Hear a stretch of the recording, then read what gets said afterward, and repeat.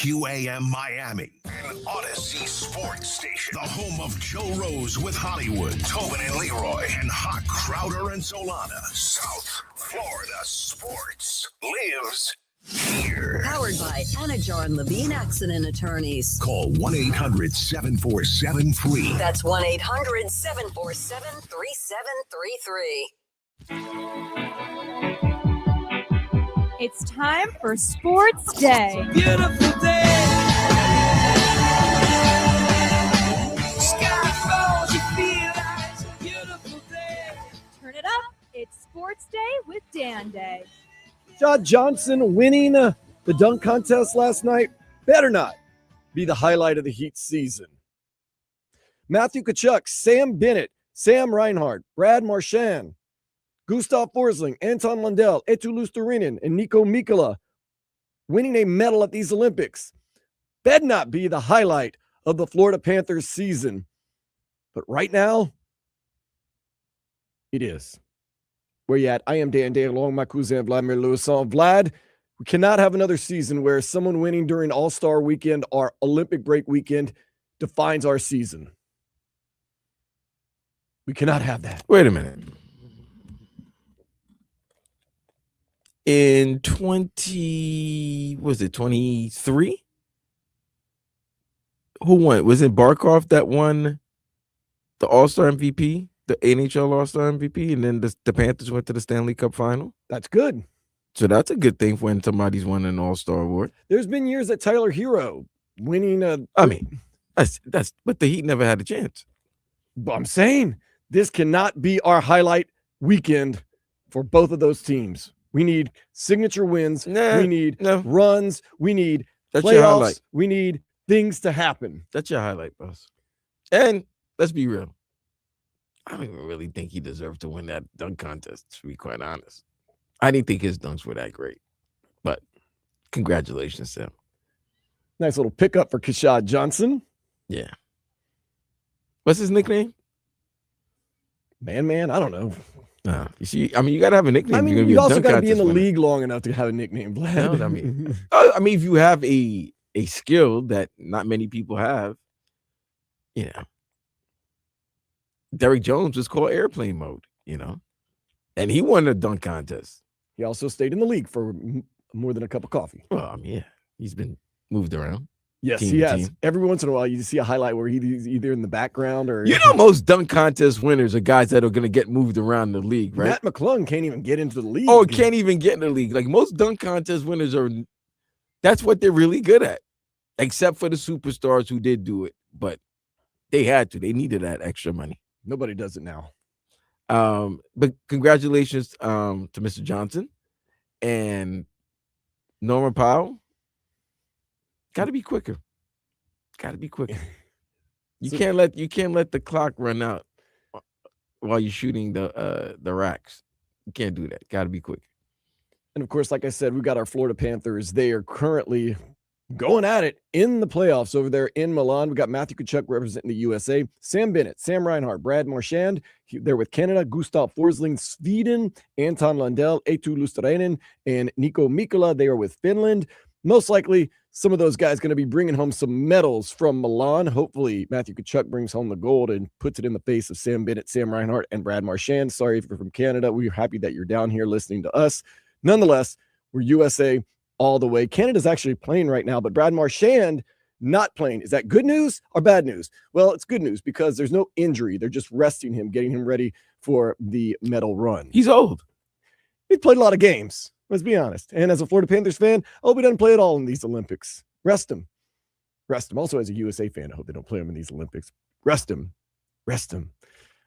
Oh, man. So tonight we get the All-Star game. And if you're looking and keeping score, or you look to keep score, Norman Powell will be playing for the world team, not the USA team. You might be saying, wait, I thought he was on the USA team. Well, he was on the USA team, but De'Aaron Fox steps in, and now you have to move him to the world team because Norman Powell has a tie to Jamaica. Well, yes, the injuries to Steph Curry has caused De'Aaron Fox to take his spot, which means somebody has to go. from the Stars or Stripes teams to the World team, and they were like, all right, Norman Powell's Jamaican. He played for the Jamaican national team over the past summer.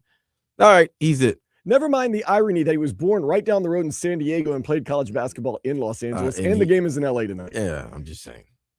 Still, I'm going to watch. I'm going to keep an eye on it. It's because you know what they're starting to realize? This freaking USA versus the world idea wasn't a great idea. No. There's not that many there's great European players, but there's not like 12 or 14 of them that you could put or weren't selected as all-stars. I think the way you look at it is the floor level of United States players is higher than the floor level of international players, but the superstars, there are more superstars internationally right now than there are born in the United States.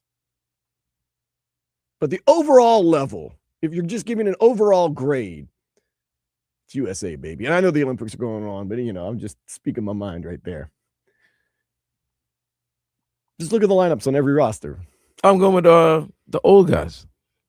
You like old guys? No, I'm going with the old guys. I'm going with the LeBron, the KD team. Okay. What's that? Stripes? Stars and Stripes? Oh, that's the team. Oh, yeah, that's right. They have. Oh, yeah. That's time. Just bring back the old game, man. How about this, bro? Nobody cares about the All-Star game. Just give them the days off, man. No, I want the All-Star game. Stop, you don't. Listen, I do. no. I'm excited. I was going to tell you my whole evening and afternoon. I'm going to go home. I'm going to fix a patio set that I stole from a storage unit yesterday. I'm going to do all the screws, get it fixed up, and I'm going to watch the All-Star game. All right. But just bring back the old East-West All-Star game. Have them score 200 points at halftime. They were upset with it. That's why everybody's been bitching and complaining. I wasn't. I'm saying what I want. It's about what I want, not about what this whole world wants. Yeah, well, let them laugh on the sidelines. Let Shaq shoot threes. Like it's just for fun. It's for giggles. I know, but everybody when we were younger, yes, we didn't have cable. Nobody had the access of an app at your disposal, so you can watch every game and see every player and have the highlights. Remember, you had to wait for Sports Center or whatever sports show was shown at late night. Now, a dunk happens or a great play happens, it's within seconds on your phone. So to me, that's the reason why the All-Star games aren't fun. Just give them the week off. Let's put in the Vlad rule. Now, this is a total joke, okay? So don't get crazy. We get in trouble for this all the time. Put in the Vlad rule. Someone on the losing team loses a pinky toe. That's all I'm saying. Think you'll play hard for that? I think you will. I mean, here's the thing, though. In my someone has to donate a kidney. In my after the Super Bowl instant television viewership, you have to understand the game. It's the final game. I can't have somebody lose a pinky toe. So how about this? And they still have a second half or second part of the season to continue. So let's raise it. Let's raise the stakes for charity. One team, the team that loses, one of the players drawn by random will have to donate a kidney. I mean, it's for a good cause. It's organ donation. And you can live with one kidney.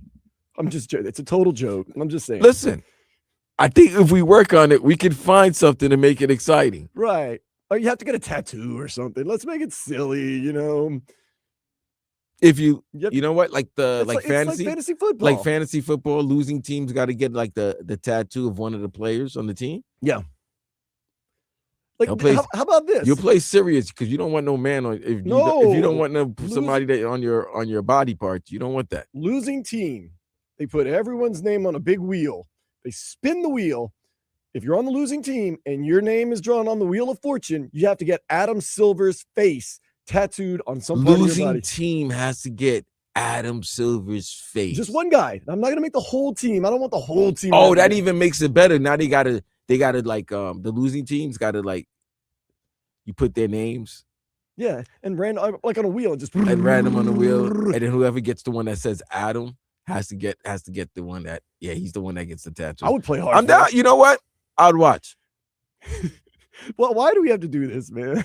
Because look, because athletes are too entitled these days. It's not about athletes. It's us. Fans are too entitled these days. Yes, because dude, we're older. There's things that just catches our attention or doesn't, excite us or doesn't give us anything, like doesn't give us a reason to watch. we were young. We never seen some of these players when we were watching the All-Star Dude, game. I didn't. And here's the other thing. If you really think about the All-Star games when we were watching when we were younger, they weren't that competitive either. No, there was just a lot of scoring. It was just a lot of scoring, and the fact that we were not accessible to these players. We are accessible to these players now, which is why you're not. Nothing surprises you. Like I'm making fun of the dunk contest, Kuzan, but they were doing dunks that not 99% of the world can do. Right. 99.5%. Keyshawn Johnson threw it up in the air, bounced it off the ground, caught it backwards under his legs, and then reverse dunked. But why? That was a great dunk. But why am I saying why? Because I don't know. He's not a super. Their names aren't household names, or the fact is we've seen everything, so nothing's gonna surprise us anymore. Yeah, nothing surprises anymore. I mean, think about it, bro. We instead of watching real fights, we want celebrities or influencers to fight another one, and then we'll watch. But if you're gonna enjoy the game, enjoy the game. Oh, absolutely. The thing about it is this All-Star weekend is fun. This is exciting. If you don't want to watch, you don't have to watch. We understand. Not jaded, not angry. It's just, everything is at our disposal. And then, like I said the other day, right, Dan? I say, yeah, we saying all these things. Oh, we no All-Star game. But guess what's going to happen later on today at 5 p.m.? I'm going to watch. Why? Because I needed something to watch. I need something to keep my attention. 5 p.m. 5 p.m. Oh, you can make a get. You can bet. Okay, good. Wow. I'll lay a wager. Like this, we say this about the Olympics as well. Guess what? I actually like the Olympics. I love the Olympics. But we're so jaded. We are jaded. We're jaded as a society, bro. We expect everything. We expect to get everything. And, even if something is not to our pleasure or liking, we criticize immediately. Such is life, bro. C'est la vie. C'est la vie. Let's get some headlines. Of course, the banner headline for today. Hurricanes basketball team went on an 8-0 run in the final minute of the game to defeat NC State 77-76. Canes host a decent Virginia Tech team Tuesday at 8. Wow. On the road, down by 7, less than a minute left, 8-0 run. That's a big win.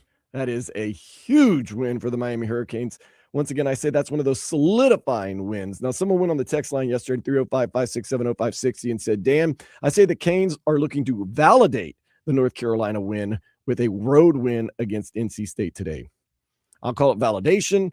I'll call it solidification. I'll call it just a darn good win that's going to put the Hurricanes right where they need to be. We told you they need to get at least 2 that they weren't supposed to win, then win the ones they're supposed to. Well, Vlad, they've gotten 2 they weren't supposed to win. Now, they just got to finish the job. Yeah, like 6 games left.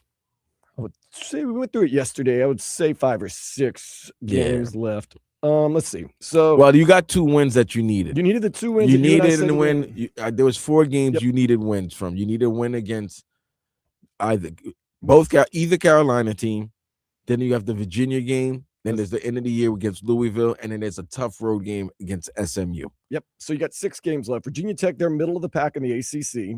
But you can't let them catch you. Yeah. Don't let them catch you. You can't be caught slipping. You got Virginia at Virginia. That would be a huge one, but let's not get that would be a major victory. Even if it's a close game and you lose close, I think they would look at it like, okay, that was a good. Even though no loss is good, but that was a okay loss because you're losing to a very good Virginia team. Oddly enough, a very important revenge game against Florida State, because remember, Florida State got you earlier this year. This could kind of atone for that. They've been playing good basketball. Yeah, and that's Florida State's MO in basketball. So that's what they usually do. They start off kind of slow and get moving, even though they have new coach and everything. But that would be a game where even the people that look on the committee, they could say, well, they lost to them, but then they came back and beat them on the road. So let's cancel those out. Boston College, we get them again. This time in Miami, then of course SMU, and of course you end the season with Louisville as you get ready for the ACC tournament. Path is looking pretty good right now. You want to try to get one of the top 4 seeds in the ACC tournament, and then just win a couple of games. Maybe get to the ACC. I think if you get to the ACC tournament semifinals, Oh, that's a sure thing. I don't know. I don't know if that's a sure thing. It's the tournament. Craziest stuff has happened. Both conference tournaments and the big dance itself. But those winning against Carolina and NC State, at home against Carolina, on the road NC State, pulling it out on an 8-0 run, I think that's going to catch a lot of people's eyes. And I think they might be ranked this upcoming week. I could see a 23, 24. Yeah, I was looking at 22 to 24 range. Yeah. Yeah, sometimes the voters are a little slow to give teams the ranking when they're not the traditional blue bloods, but the resume is very strong. But there's a lot of games left to play. 6, a lot can happen in there. Keyshawn Johnson won the dunk contest for the Heat last night in L.A. Damian Lillard won his 3rd straight three-point contest. The All-Star game is today at 5 o'clock. Oh, well, yeah, I'll be trying to watch. It depends how long it takes me to put this patio furniture together, but I don't think it's too complicated. Okay. And I'm gonna roll sober, so that'll help probably with getting it done quicker, right? I don't know. Maybe it might slow your roll. It might take me out of my comfort zone. I'm not playing loose. Sometimes you got to play loose. Oh, man. Heat forward Norman Powell says he wants to be with the Heat long term. The 32-year-old forward is in a contract year. We're going to discuss that in the next segment, what that means for the Miami Heat, what that means for Norman Powell, and what that might mean for some of the other guys on this Miami Heat team. Canes baseball defeated Lehigh 17-11. They just got underway again. They're going for the sweep today, as first pitch was at noon. So we'll keep you up to date on that. U.S. men's hockey team. Remember, we're a little upset, Vlad. They were down 1-0. Then they tied the game 1-1. Then they got down 2-1 to Denmark. No worries. They beat Denmark 6-3. All right. They face Germany today at 3:10. Okay, they're playing back-to-back? Back-to-back. Now, remember, Germany lost to Latvia yesterday, 4-3, and we beat Latvia like 6-0. So, that's everybody in that group. Yeah. So that's the reason why Marchand is not playing, because they don't want to play him in a back-to-back. And they really don't need to play. Well, they didn't play the other day either. Oh, he didn't play. Oh, so he's missed 2 games. Yep. So they don't really need Brad Marchand. They're going to get the number 1 seed because they were up on France 6-1. Reports are that they are resting him as they get ready for getting out of the group play and playing tournament play. So 6-1 over France right now. It's the end of the second. They probably aren't sweating anything out, at least not yet. Jeff Hafley has announced his official coaching staff, and lo and behold, 6 of the coaches, former coaches. Well, they are not former coaches. They're former Packers. Oh my God. South Beach Packers. And it could have been 7, but Nathaniel Hackett decided to skip town. So there's been 7 in theory, just 6 officially. Yep, 6 official. 7 have been hired. 6 are retained on the staff. Wow. All right. You roll with your recipe is what I say. Did you hear about this? Pitcher Calvin Faucher. He wanted $2.05 million from the Marlins, but the Marlins, they won arbitration and will now pay him $1.8 million. So they saved what, 205,000? Not even 2.05. Yeah, 205,000. Yeah. Okay. I mean, to me though, if you win arbitration is arbitration. You can't be mad. I mean, you both agree. I mean, if they want to act like they won because they saved themselves 205, knock yourselves out. Do you know this Marlins organization? I'm the pitch. I still got 1.8, man. Peter Bendix is like, yes, let's celebrate. I'm going to go to the Coke machine and buy myself a soda. Drinks a soda. Like, they're not popping bottles and anything like that. That's how this team is. Spring training baseball. We start off against the Mets on Saturday up in Port St. Lucie. Should be interesting. At least we'll have something to watch Calvin during Faucher. the shows now. I don't know about that. What do you mean? Remember, they're not on FanDuel anymore. Oh, that's right. You're right. So FanDuel is about to go away. The Marlins, they got their own app. You can go on the app, pay $100, watch all the games. At the end of the Heat season, the Heat will no longer be on FanDuel. Where will they be? We shall decide sooner or later. Here's some interesting news. Damn, man. We're going to have Daniel Solana on at around 2:15 today. So he's going to break us down all the Inter Miami Messi mess that's going on. Messi, of course, he has that muscle strain in his left hamstring. He's expected back, not for the open of the against MLS LAFC? season. Nope, not Saturday, but that following, what is it, like Thursday, February 26th, against Independiente de Valle in Puerto Rico. Oh, so he's going to make up that Puerto Rico. He's going to make up the friendly. Okay. But he's most likely not going to play the MLS season opener, most likely on national TV against LAFC. Okay. What's the problem? It's I want to ask Daniel Solana about that. Like, What? What's the problem? what is the problem, Vlad? The guy who last year, when I said, man, I love this Frozen Four face-off or whatever, and you said, yeah, wait till one of your players gets hurt or they're playing in games that don't matter. They should worry about games that matter. Now you're saying, what's the problem? What's the problem in Messi playing? I'm asking you because you always. What's the problem? I want to play them both. Play them both. He's not going to be ready. I don't understand. It's a long season, but so let me ask you this: what do you want him to do? Play the game that start the first of 32 or how many games they have in MLS, or owe it to the people and the fans of Puerto Rico who never get a chance to see the once in a lifetime player? Yeah, you're missing in Lionel Messi. Miss Margaret, I said play both. Well, he's making a decision. He could play LAFC anytime. It's one of 32 or many games that they play. But this may be the only time he plays in Puerto Rico, or the last time he plays in Puerto Rico. I'm just saying, play them both. I'm just saying. What do you want him to do? They're saying he won't be ready. He's still going to be rehabbing up until the 26th. They said it was a 2-week injury. There you go. I mean, I don't care. I'm not going to either of them. Both would be good to go to. I mean, LAFC and Puerto Rico. Yeah, man. Panthers on that Olympic break. Like we said, Brad Marchand not playing today, but he is not injured. And Adam Silver says he's considering all avenues to help curb tanking in the NBA. Well, good luck. Idiot. Whatever. Hasn't there been, ever since there's been sports, there's been gambling and there's been tanking. Like, come on, every year they're talking about? We're going to find a way to stop all of it. Like, no, you're not. And then you know what I hate about it? And then when the team actually wins, they just messed up their chance of getting the number 1 pick.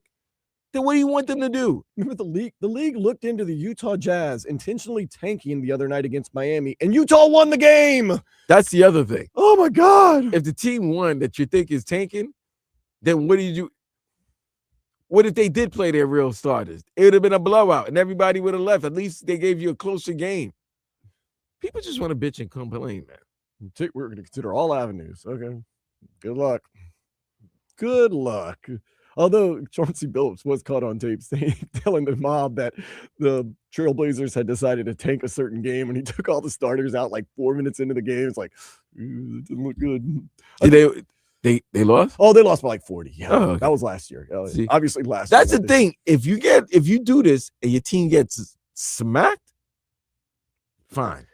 Investigate. But if your team is leading or winning and loses a close game or wins the game, see, this is what, all right. Especially with down here. The Heat have been involved in 2 of these things. November against Cleveland, when Cleveland had 2 games in 3 nights in Miami, but three games in 4 nights, because after one of the games in Miami, they had to fly home to play Toronto in a back-to-back. They won Sunday's game, but did they win Sunday's game or did they lose Sunday's game? I think they lost the first game. They didn't play Donovan Mitchell and Evan Mobley, and the Heat lost that game, the second game. And you get upset because it's like, damn, you lost to a team that was not even trying. And then this one again the other week against Utah, like you could even see Jaren Jackson's face on the bench. Like he's like, damn, I just dropped 17. I'm having a hell of a game. Like, nah, you and Laurie Markkinen, y'all just chill here and watch. And guess what? Those young Jazz players, they're gonna maximize this opportunity, and they did. So, how many times have we seen this? Like the Heat, or your favorite NBA team, is playing a team like the Utah Jazz, and not even their best players are playing. And what happens is the guys are out there trying to make a name for themselves and make another team or get a contract. So they go there and ball and win. And it's like, they were trying to tank. Well, then why did they win the game? Well, the lesser players played better. Okay, well, I'm sorry. That doesn't help us we caught the L. I don't know. I don't understand how they're going to curb it. Like, I understand if you sit your whole entire team and there's no injury and you're playing your G Leaguers to be like, all right, that enough is enough. That's silly. But as long as you're, operating within some type of ethics, I'm okay with that. And you know what? What draft picks? I'm not getting into it. Let's calm it down real quick and let's take a step into the day spa. Australian officials are saying the bright lights seen all across the continent's sky the other week, most likely a rocket ship. Mm-hmm. Last I checked, Australia doesn't have a space program. Mm-hmm. You know what it was. I mean, it's summertime over there right now. You know what it was. What was it? You know. We all know. The truth is out there. I don't know the truth. Okay. Who's the truth? That was our guy. Everybody loves him here in Miami. Oh, Paul Pierce? Paul Pierce. The truth. Well, it was not Paul Pierce in the sky. I'll tell you that much for sure. You sure he wasn't high? Man, sometimes he gets on TV, or he used to get on TV. I was like, Paul, man. Oh, he high. Slow down. Text in 305-567-056. You can also jump into YouTube and Twitch. I got a question for you next, Vlad. And if you're a Heat fan, you better answer honestly. I'm not. That is next here on Sports Day, 104.3 FM, WQAM.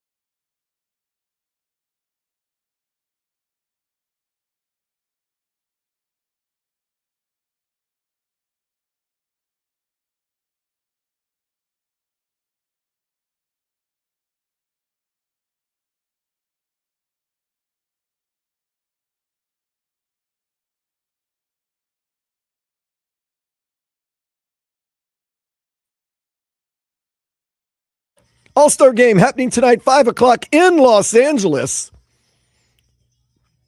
Miami Heat will be represented by one Norman Powell for the world team. Norman Powell was in the three-point contest last night. He is having a great season in his first season with the Miami Heat.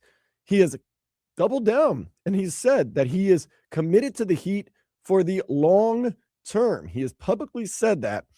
Then he was asked about the extension possibly getting done and the timing on the extension possibly getting done. So now that Norman Powell has said he's committed long term to the Heat, what's that timetable, at least in Norman Powell's mind, supposed to look like? It's something I don't even think about, honestly. I say how I feel, what it's been like for me, getting settled, acclimated, me and my family, how much I like the organization. So, it's out of my control.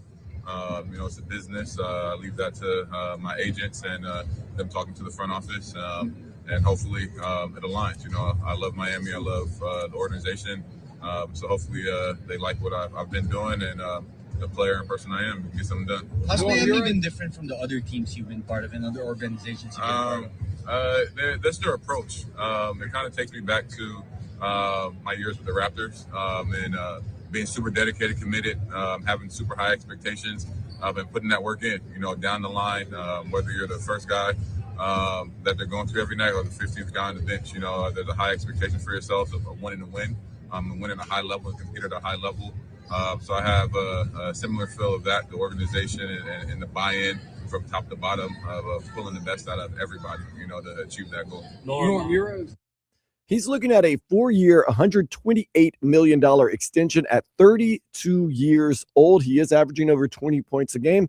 Here is the thing.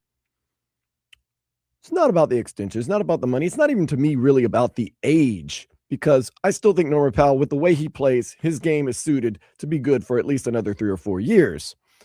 The problem is, Vlad, Tyler Herro's in a contract year, and you can't pay both Norman Powell and Tyler Herro. And I know Tyler Herro, the infamous now, you could pay me now or you could pay me later. It's going to be cheaper now, be more expensive later. So yesterday's price is not today's price. If you're a Miami Heat fan, or better yet, if you're Pat Riley, Mickey Harrison, Eric Spoelstra, you can only keep one, Norman Powell or Tyler Herro. Let's go with this one first.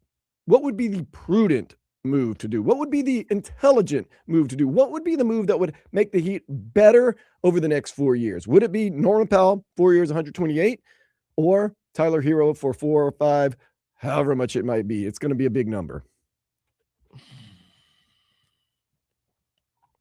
All right. You would go with Tyler because he's younger. He's 26. And Norman's 32, 6 years. But one guy is hurt a lot, and the other one isn't hurt at all or much. Well, until he got down here. He's been banged up. But still, nonetheless, you would want probably to give the extension to Tyler, but you've had Tyler for 6 years, and you've seen what Norman's done. And I kind of feel like maybe Norman's a better fit for what the offense they want to run than Tyler.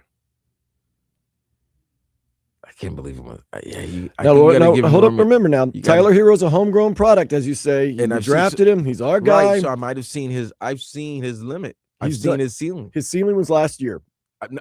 I know what his ceiling is. This year he's averaging, and when I say that, I use that very loosely. He's only played in 6 or 7 games. He's averaging about 22 points. Norman Powell is averaging 23 points.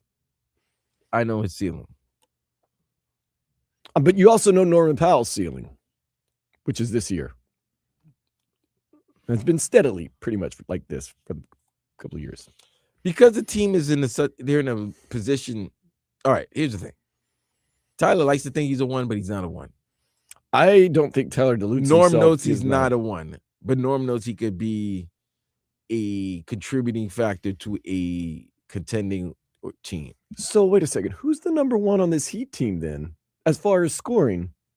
If Norman Powell's not a true number 1 and Tyler Herro's not a true number 1, that leaves you with no number 1, because Bam Adebayo is not a true number 1 when it comes to scoring. I'm not saying not a number 1 player. Which is the reason why you were trying to make the trades for Giannis or Ja, because those guys are 1s.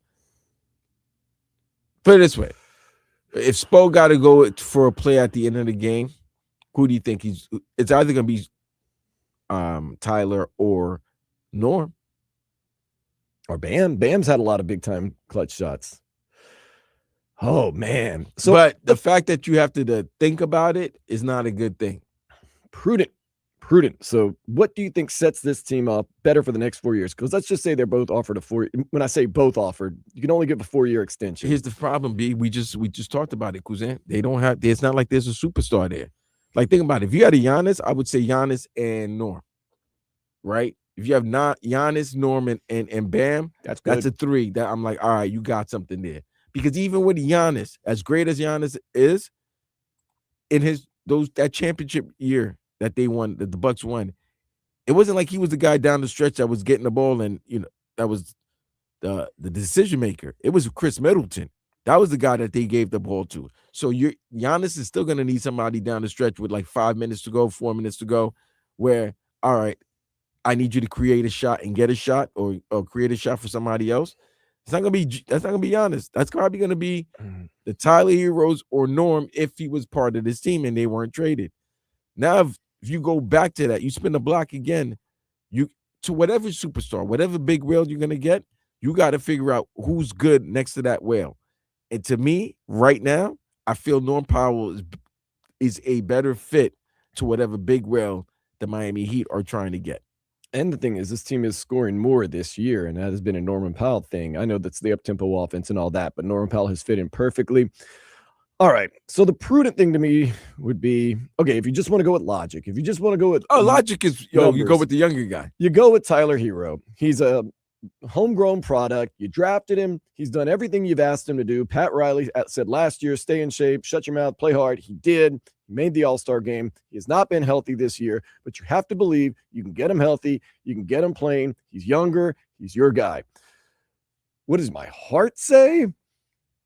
Once again, if you're planning on landing that whale, Norman Powell is a complimentary piece like no other. Fam, you're not wrong. And he knows how to play. He knows how to play among whales. If you were to put him with Giannis, he might be better than Chris Middleton as far as a second fiddle because he could shoot. I'm not going to hold. Chris Middleton's a good player. But and Chris Middleton is a good comp because he was an all-star. He's not the superstar.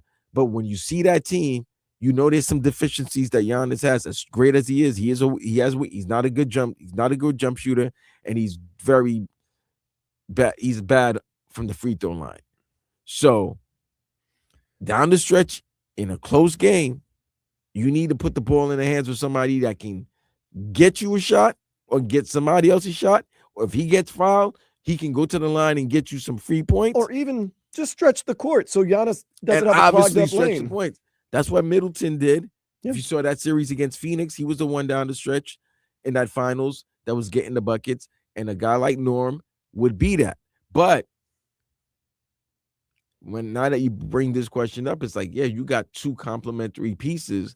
You're gonna have to make a decision on them, but you don't have the whale that you know what I'm saying? You don't have the entree to complement this. Okay. You don't have that. So let's set that aside now. Heat Nation, who do they want? And I want to hear from you. 305-567-056. You can also jump into YouTube and Twitch. Who do you think the Heat should keep? Who do you want the Heat to keep? Tyler Herro or Norman Powell? I know some fans are already weighing in right now. XRP Plumbing says, Tyler Zero is nothing but a problem child. He's got to go. He's not only physically weak, he's mentally weak. He's defensively weak too, by the way. Not that Norman Powell's the defensive player of the year, but Tyler Herro, what did the Cleveland Cavaliers say? We're not even going to hide it. We're straight up going after Tyler. And they sure did in the playoffs. Yeah, it was Darius Garland who got traded, but it's bad when one of the bad defenders telling you you're a worse defender than he is. Like, yeah, we're definitely going after you. Like, we're letting you know what our game plan is, and there was nothing you can do about it. Dr. Toboggan says, I want them to keep Norm. RVA Richie, turnstile hero. Not looking good as far as fan votes for old Tyler Herro. 561 does text in at 305-567-0560. Always take the younger. That, once again, is a prudent thing to do. But your heart, what does your heart say? No, it would always say go younger or take Herro. But you've had him for what, 6-7 years now? Yeah. You kind of know where his ceiling is. He's not gonna. They're basically the same player. You know that. They're literally the same player. They're close. I do feel this. Now, I will say this. Norm Powell's game, to me, it has a lot of tread left on the tire. He doesn't play that game that's all flash and glam and Well, there's a lot of athleticism. threat on that tire because But his game's shooting threes, kind of getting some mid-rangers, getting some good shots. Tyler Herro tries to make his shot a little bit more. Norm Powell, you're going to have the bumps and bruises in the season, but for the most part, he's been healthy. Tyler Herro, I question his health this year has been. Well, we always terrible. question his health, but I mean, if you think about it, both guys were they were 6 men, right? Who would get into the starting lineup, wanted to be in the starting lineup. But I would give Norm probably a little bit more credit. He's known how to maneuver and still get his minutes and not complain, not bitch, not whine during his stints in Toronto or LA. I think this is probably like the second year he's actually been like a full-time starter. And he's been great in both years. And he's been great with the Heat. There might be he's been a leader with the Heat. There's not that much threat on that tie. Okay. I mean, he's older, but because he's been reserved, he's been in and out. There might be a little bit more threat on that tire than Tyler, who's just been banged up from the minute he's out here. To be honest, physically, Norm's a little thicker, a little denser, not as skinny, and Tyler's a little taller though. A little bit taller. Okay, I'm going to go with my heart right now. If I'm as a Heat fan, what does my heart want? It's going to be tough. It's just the Tyler Herro injury problems this year and in some of the past has kind of made me a little nervous. So I'm saying my heart goes with Norman Powell because, like I said, he's been a great leader. He's been, for the most part, healthy. His game, I feel as though, is conducive to lasting at least 4 more years. So your heart and your brain are thinking as one. No, they're not, because my brain is telling me Tyler Herro. He's younger. He has similar stats. He's homegrown. But my heart is saying Norman Powell. Well, your heart and brain should be telling you Norman Powell because your brain your eyes have seen what's happened on the court since Tyler Herro's been here, and it's registered in your brain that he's always been banged up. They've actually played better when he's been off the court, and they've had some great runs in the postseason when he's not been on the roster. Just saying. So like the Dolphins said, we're going to have competition at the quarterback position. I would love for Tyler Herro to come back this last part of the season, and let's just have a competition to see who plays better. And that way it makes the decision a lot more easy. It's just, oh, man. So I'm going to make a final decision that as if I were Pat Riley, and I wish I were Pat Riley in some cases, who I would put my money and take. Man's had a great life, still lives a great life. Great hair. Oh, yeah, man. Great coach, great administrator, great basketball player. Yeah, he's done a lot of things. So my heart and my head are in 2 different places. Story of my life. Norman Powell has my heart because I feel as though his game lasts a long time. It could last another 4 years. After 4 years, of course, we're going to worry about that later. Tyler Herro, I feel as though, gets banged up a lot, although he does. We know what his ceiling is. We know what his potential is. He's homegrown. He's younger. But understand, both are complementary sides to a meal. You have to have you got to have the main course. You got to have the whale. If you had a whale, and I ask, and see, that's the thing. If you had a whale and you ask that question, we all know who mind and heart saying Norm. Oh, it depends who you get. But if you get a whale, like one of those orcas, you know what I'm saying? If you get Giannis, it's Norman Powell. It's Norman Powell. If you had a chance of getting KD last year, still would have been Norman Powell. See, I even think Tyler Herro. I even think if you get Zion Williamson, you keep Norman Powell. You need a vet to keep his ass away from the strip clubs. But okay, no, I disagree. I think Zion Williamson and Tyler Herro is better than Norman Powell. You have 2 guys injured a lot, but I'm just saying they'll be going out a lot because they're hurt. You're assuming, but that's okay. I'm cracking little jokes here, but some of this joke is true. But Norman Powell to me is a better fit. Robin. Norman Powell can be your guy for 1 night or 2 nights. He could be your guy in a series. If he gets hot, he can be if your you guy. have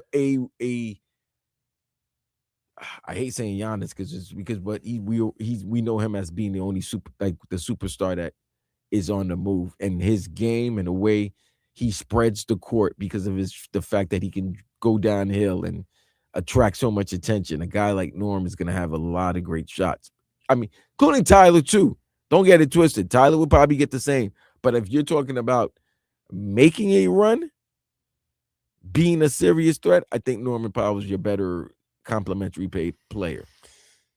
Whew, man, it's a tough decision. So the numbers would indicate Tyler Herro for the age and that he was drafted with you and that he's got similar numbers. Norman Powell seems to possibly be a better fit, especially if you're going to try to land a whale like a Giannis or a Zion or whoever else it may be. And you have to decide. Now, Heat Nation. And Norman Powell's a yardie. How about that?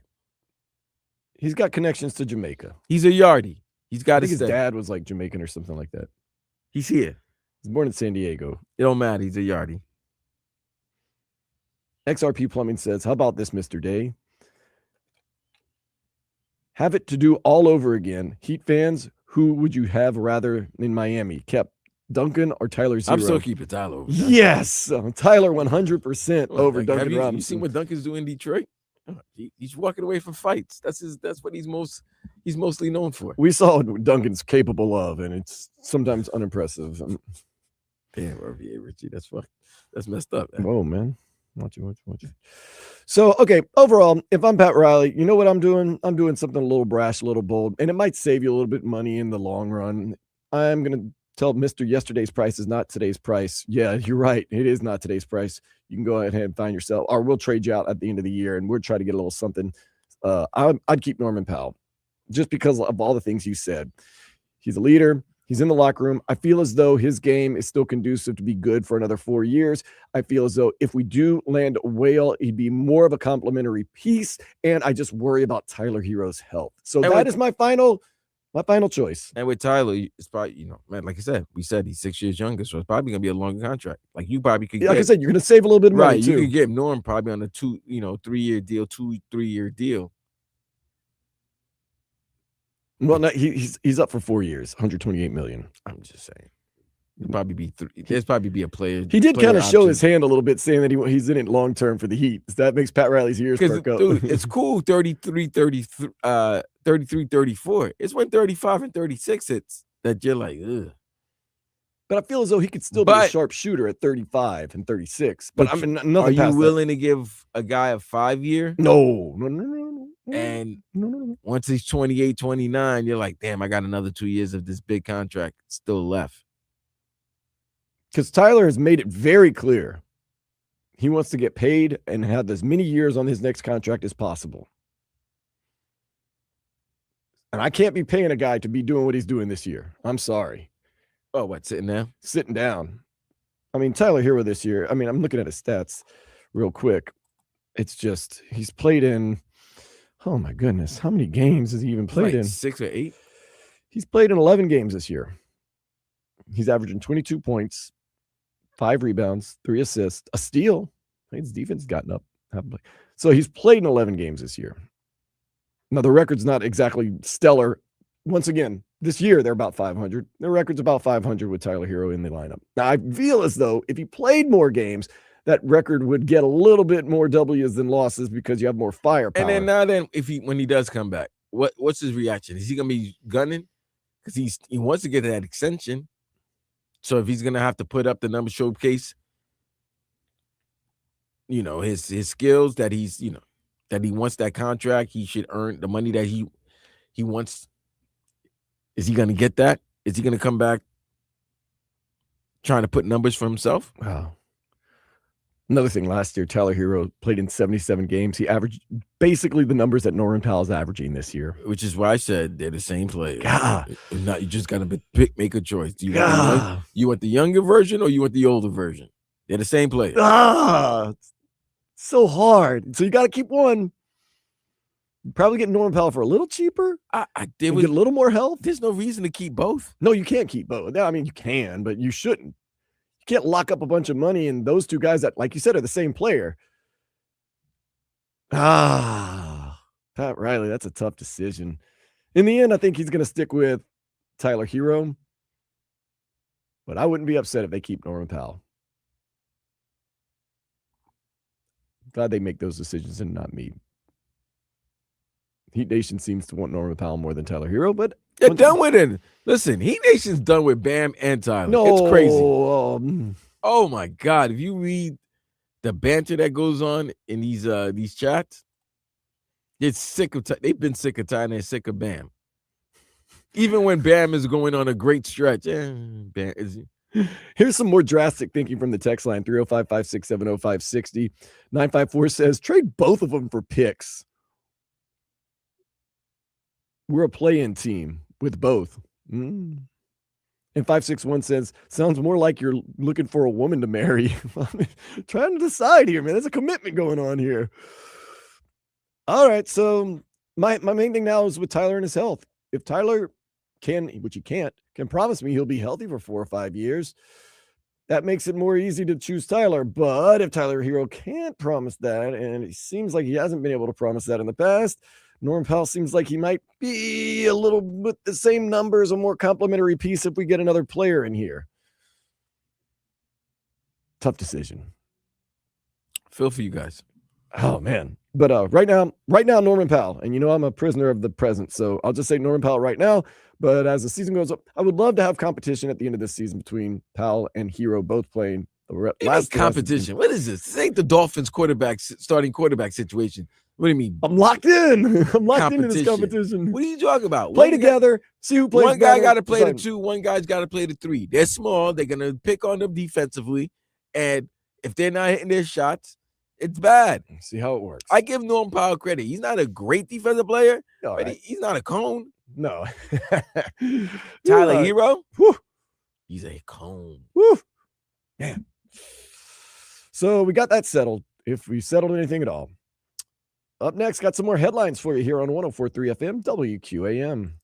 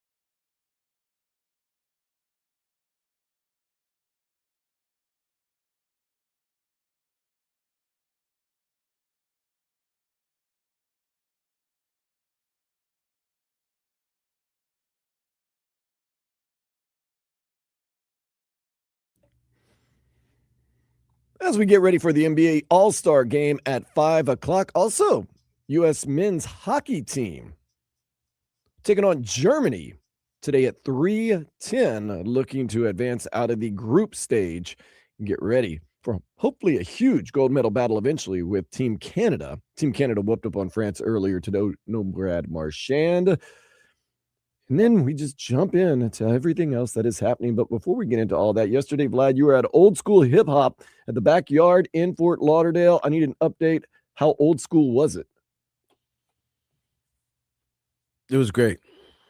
It was great. Great times. Shout out to my boy Miguel. It was his birthday. Shout out to my boy Takal. He came out. Shout out to Lil. She came out. Looking great. It was great, man. Great times, great vibes. Just, what's funny? It kind of looked like nobody was gonna be there because it's Valentine's Day. So in the beginning wasn't that packed, and then all of a sudden throughout the night it just got packed, and it was just great music, great vibes. Be careful of the DJ that's just giving out lollipops. Just be careful of that. I don't know. He was all through the night. Hey, I got lollipops, and I'm like. My mind was going. I'm like, funniest story ever. Like my mind is going, Valentine's Day, you just handing out lollipops, huh? Okay. Yeah, that's interesting. All So right. this You're looking for a sucker. I see that.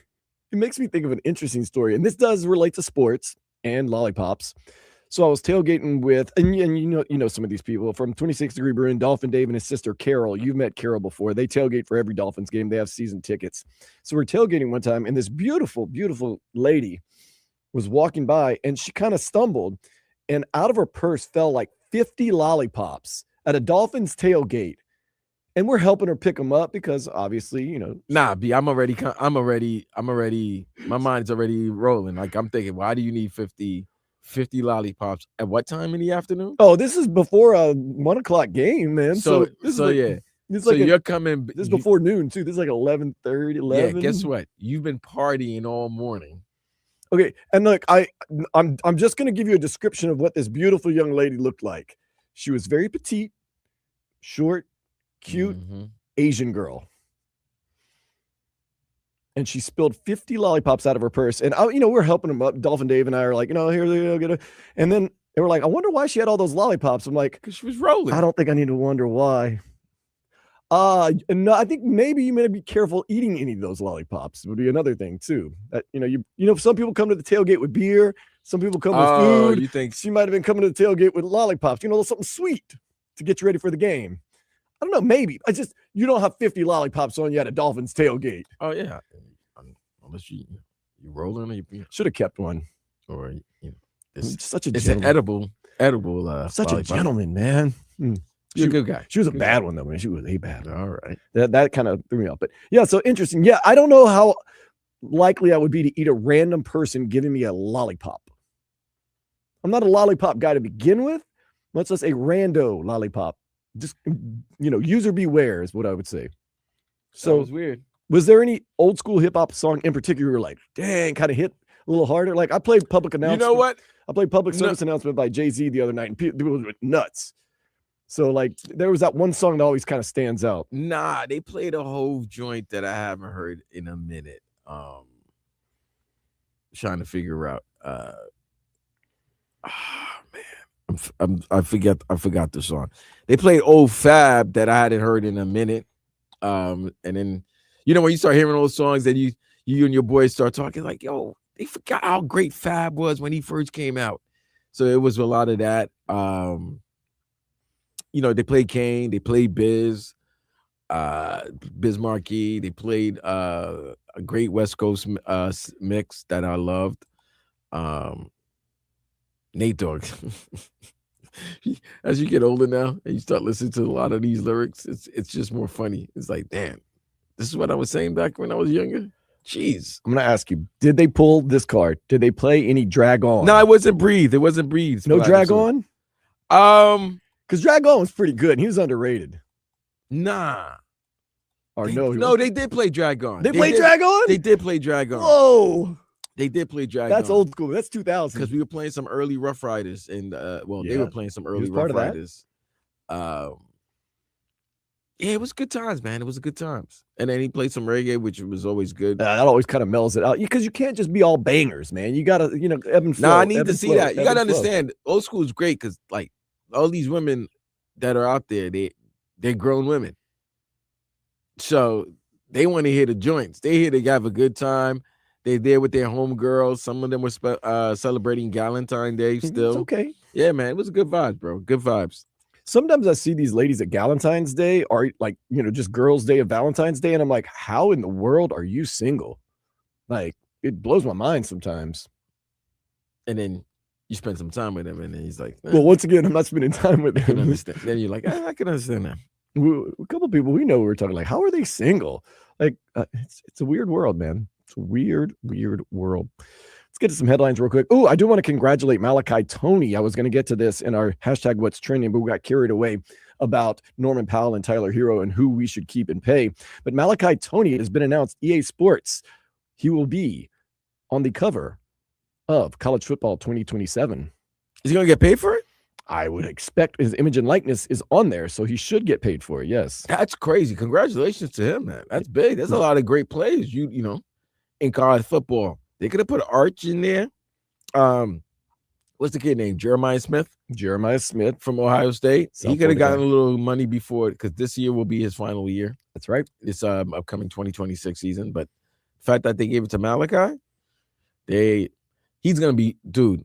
We're gonna see so much Malachi Toney in 2026. You might as well put money on him being a Heisman Trophy candidate. They released their top 10 candidates. He Where's and he? No. Darian Mensah are both in the top 10. They didn't rank him yet. Of course, way too early, but he and Darian Mensah are both in the hunt. But yes, EA Sports has announced Hurricane sophomore wide receiver Malachi Toney as the cover athlete for College Football 27. Congratulations. Yeah, 2028. That's the year he comes out. It's gonna be crazy. Yes, because he has to sit around. He still has to play 2 more years. He has to play 26 and 27. Oh man, I'm excited. And I'm telling you right now, I give college football credit for that you have to play at least 3 years. I tell you, him and Jeremiah would have been probably some of the first players that the NFL would have drafted as 18-year-old freshmen, so that they can have for as long as they can. Because think about it, if you could get a kid at 18, 19 years old and he's a number 1 pick, and you have him for 5 years, by the time he gets that second big contract, he'll just be turning 24. Right. He'll just be getting into his prime. Right. But are their bodies and minds and everything ready is the big question. Like, I think that's kind of part of the reason why they make them stay. That's why years. I give the NFL credit with that, because the NBA, I mean, I don't know, the game is different, but there's so much with it in the game that these young kids aren't capable of adjusting physically and mentally. I think a lot mentally. Well, that's what I was talking to a couple of guys who foregoed college basketball and went and played overseas. And they say, I hate it. It's grown men beating you down every single night. And they know you're 17, 18 years old, and they know they're physically dominant. And all night, it's not basketball. It's just rugby, basically. And I said, well, they see the advantage, and they're like, I should have just gone to college. So, maybe the NFL is protecting them from themselves, because not Malachi Toney, he could have. Jeremiah Smith could have come out after his freshman year and been the first wide receiver taken. You know who could have came out of after his freshman year? And the way they were just basically just caping for him? Ryan Williams from Alabama. Yeah. He's only 17 in his years old. sophomore year was good, but not great. But if he left after, he's only 17 years old, he would have been a top 10 pick, because people would have just looked at the talent and the fact of his age. So I give the NFL credit in making sure that the kids have to have at least 3 years, and at least have and 3 years makes a big difference in a program, right? Especially a young body. If you're a junior, you're grown. I don't want to say you're a grown man, but you're a grown young man, and I could see you leaving after. Now, there's a flip to this. It's great that you don't want them to leave after, before 3 years, but these guys don't need to stay after 6. Some of these players, dude, we have a player under you that's probably going to be there for like this 10th year in college. Did you see that a guy, I can't remember what team he was granted his 9th year of eligibility. Right. And I'm making fun of Trinidad Chambliss because I just want him to be. Well, he wants to make that money. Well, I mean, I just want him to be in the draft so that if he's in there, the some Dolphins teams can draft. Him. Well, Dolphins, Jets, whoever needs a quarterback, something to that effect, or him being there can have a player that you want dropped to you. The more options, the better. But there are players in the college football that are getting over 7-year or 8th year of eligibility, and that's crazy to me. All right, I'll butcher his name, but it's a funny name. His name's Solomon Tulalapupu. What? Yep, Solomon Tulalapupu. He is going into his 9th year of eligibility at Montana. Tulalapupu. You sure it's Tulalapupu? Tulalapupu. Spell the last. Give me the last 4 letters of the P-U-P-U. That's poo-poo. Ain't no poo-poo. He's 9 year of eligibility. 9th year at Montana. He's a linebacker. Jesus, yo, come on, man. I'm not having some 17, 18-year-old kid get hit by a 26, 27-year-old man. He did play at USC for a while. That's different. That's crazy. But then they fight to get Trinidad Chambliss, out. Yeah, I don't get this Chambliss kid. You don't want to make money in the NFL? He can make more money in you can't. one more year at Ole Miss. No, you can't. Yeah. You can make money, but you're not going to make more money. Maybe he loves Oxford, Mississippi. I know some people that do. I have friends that went there. They loved it. They still love it. They still go back. They love the tradition. Okay, so more headlines. Or do we even get to the headlines? I don't know. Canes basketball team, they won 77-76. They went on an 8-0 run in the final minute of the game to win by 1 point. So it was a 3-point shot. He was fouled and he hit yeah. We're going to get to that. Yeah. Okay. And they played Virginia Tech Tuesday, 8:00. They host Virginia Tech. Now, that's a good game to go out to right there. Support that team. Get fired up. The crowd should be electric. It's a Tuesday night. Come on, baby. What else are you doing other than coming to hang out with me at Riverside Market and Plantation, where they're going to have a Guinness launch, by the way. So, Oh, that is funny. What's going on? That is so funny. Lucky for you. I know. A day. Lucky for you. Okay, Tuesday's Marty Gras, by the way. Lucky. Oh, yeah. I know. I got the text just We're now. We're going to tell you what's. All right, let's. Chris and Carly just text me. I was like, whoo. Because it could have been. Let's share with the audience what I'm laughing my ass at you. So, Mardi Gras is Tuesday. Yes. Lent begins Wednesday, Ash Wednesday. 40 days, 40 nights. And you got to give up something for those 40 days, 40 nights. Mm-hmm. I've decided to give up my beloved stouts and porters, dark beers. And guess what happens the day before Lent? A Guinness launch at Riverside Market and Plantation. And guess who's hosting at that spot? Les bon temps roulés. It is Mardi Gras. My cousin. Yes, Dan indeed. Day. So Dan Day, the day before he starts his 40 days and 40 nights of no stout and dark beer. No dark beer. I get my fill of Guinness. You know what this reminds me of? It's the good Lord working his magic, or good Lord working. Lord of War, right? Every time Nick Cage was about to bring Jared Leto to the drug rehab, he give him a little bumpy right before he goes in. So for him to that's you right there. That's the good Lord give me a little bump as I go into these 40 days and 40 nights. Oh man, the world works in mysterious ways. That's good. All right, so Keyshawn Johnson won the dunk contest last night. I'm happy for him. It wasn't a great dunk contest, but the dunks that were done were pretty good. I will say this: the Spurs guy was pretty impressive, and I think he would have won if he nailed the dunk. It's just I feel as though we've gotten to the point where we've seen everything now. Listen, we have, and also I'm gonna blame Dwight Howard. I don't like really seeing big men dunk like that unless you're Sean Kemp. Sean Kemp was athletic and he was doing things in the air with the ball to make it to look so creative. Remember Kenny Skywalker? I love Kenny Skywalker. He won the dunk contest with a dunk. There you go. Right. Remember what I said? They had nicknames back then. But by the way, Keyshawn Johnson's nickname is Showtime. So I wanted to get that out. I do remember he had a nickname. So Keyshawn Showtime Johnson's going to be the 2026 Slam Dunk champion. Oh, he is. That's going to be how he'll be referred to. But yeah, we've seen all the dunks. I did lose my train of thought earlier. I say, young ones, gather round, gather round. There was a time, and this is not a joke, that if you were not a premier NBA team, you were never on TV. I literally did not see a Sacramento Kings basketball game until 2000, until I was like 22 years old, Vlad. This is not a joke. I did not, because the Kings were irrelevant for so long.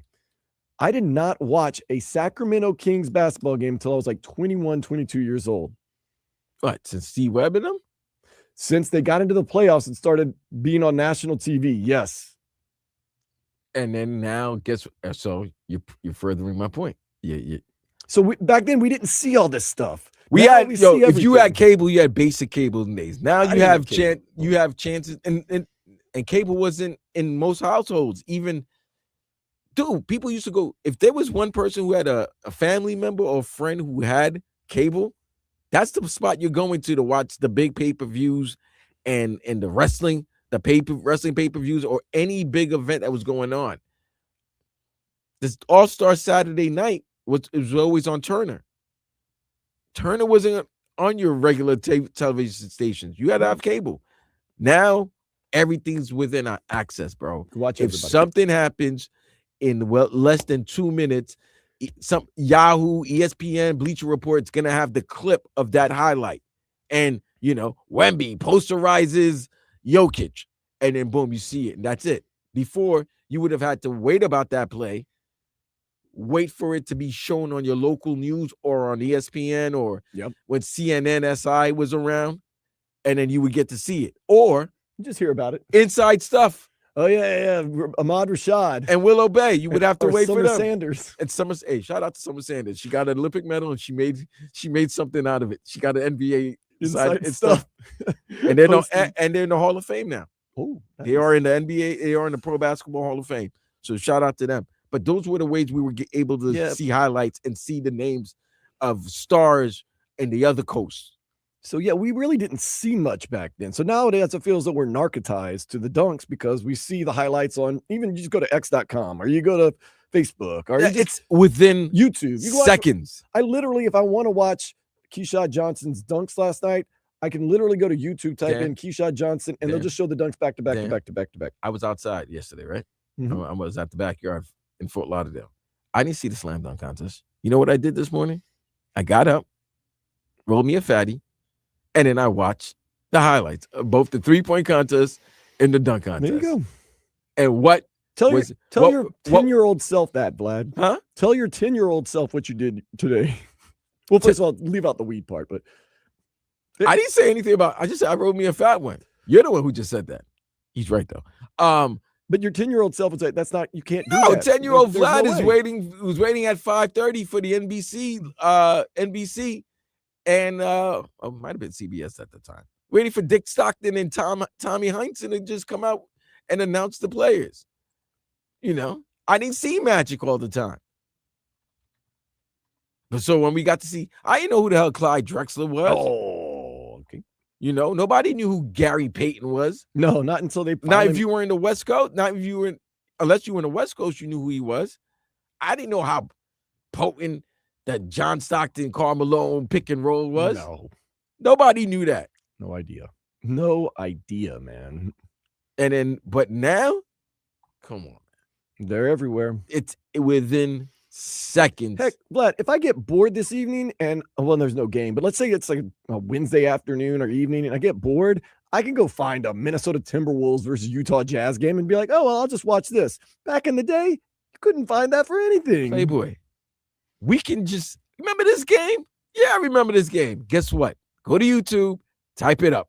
You'll probably get the full length game. Yeah. Without the commercial. Now, Vlad, remember, this is a league that at one point showed the NBA Finals on tape delay. I mean, they were doing blow back then. Back in the 70s, but nonetheless, tape delay.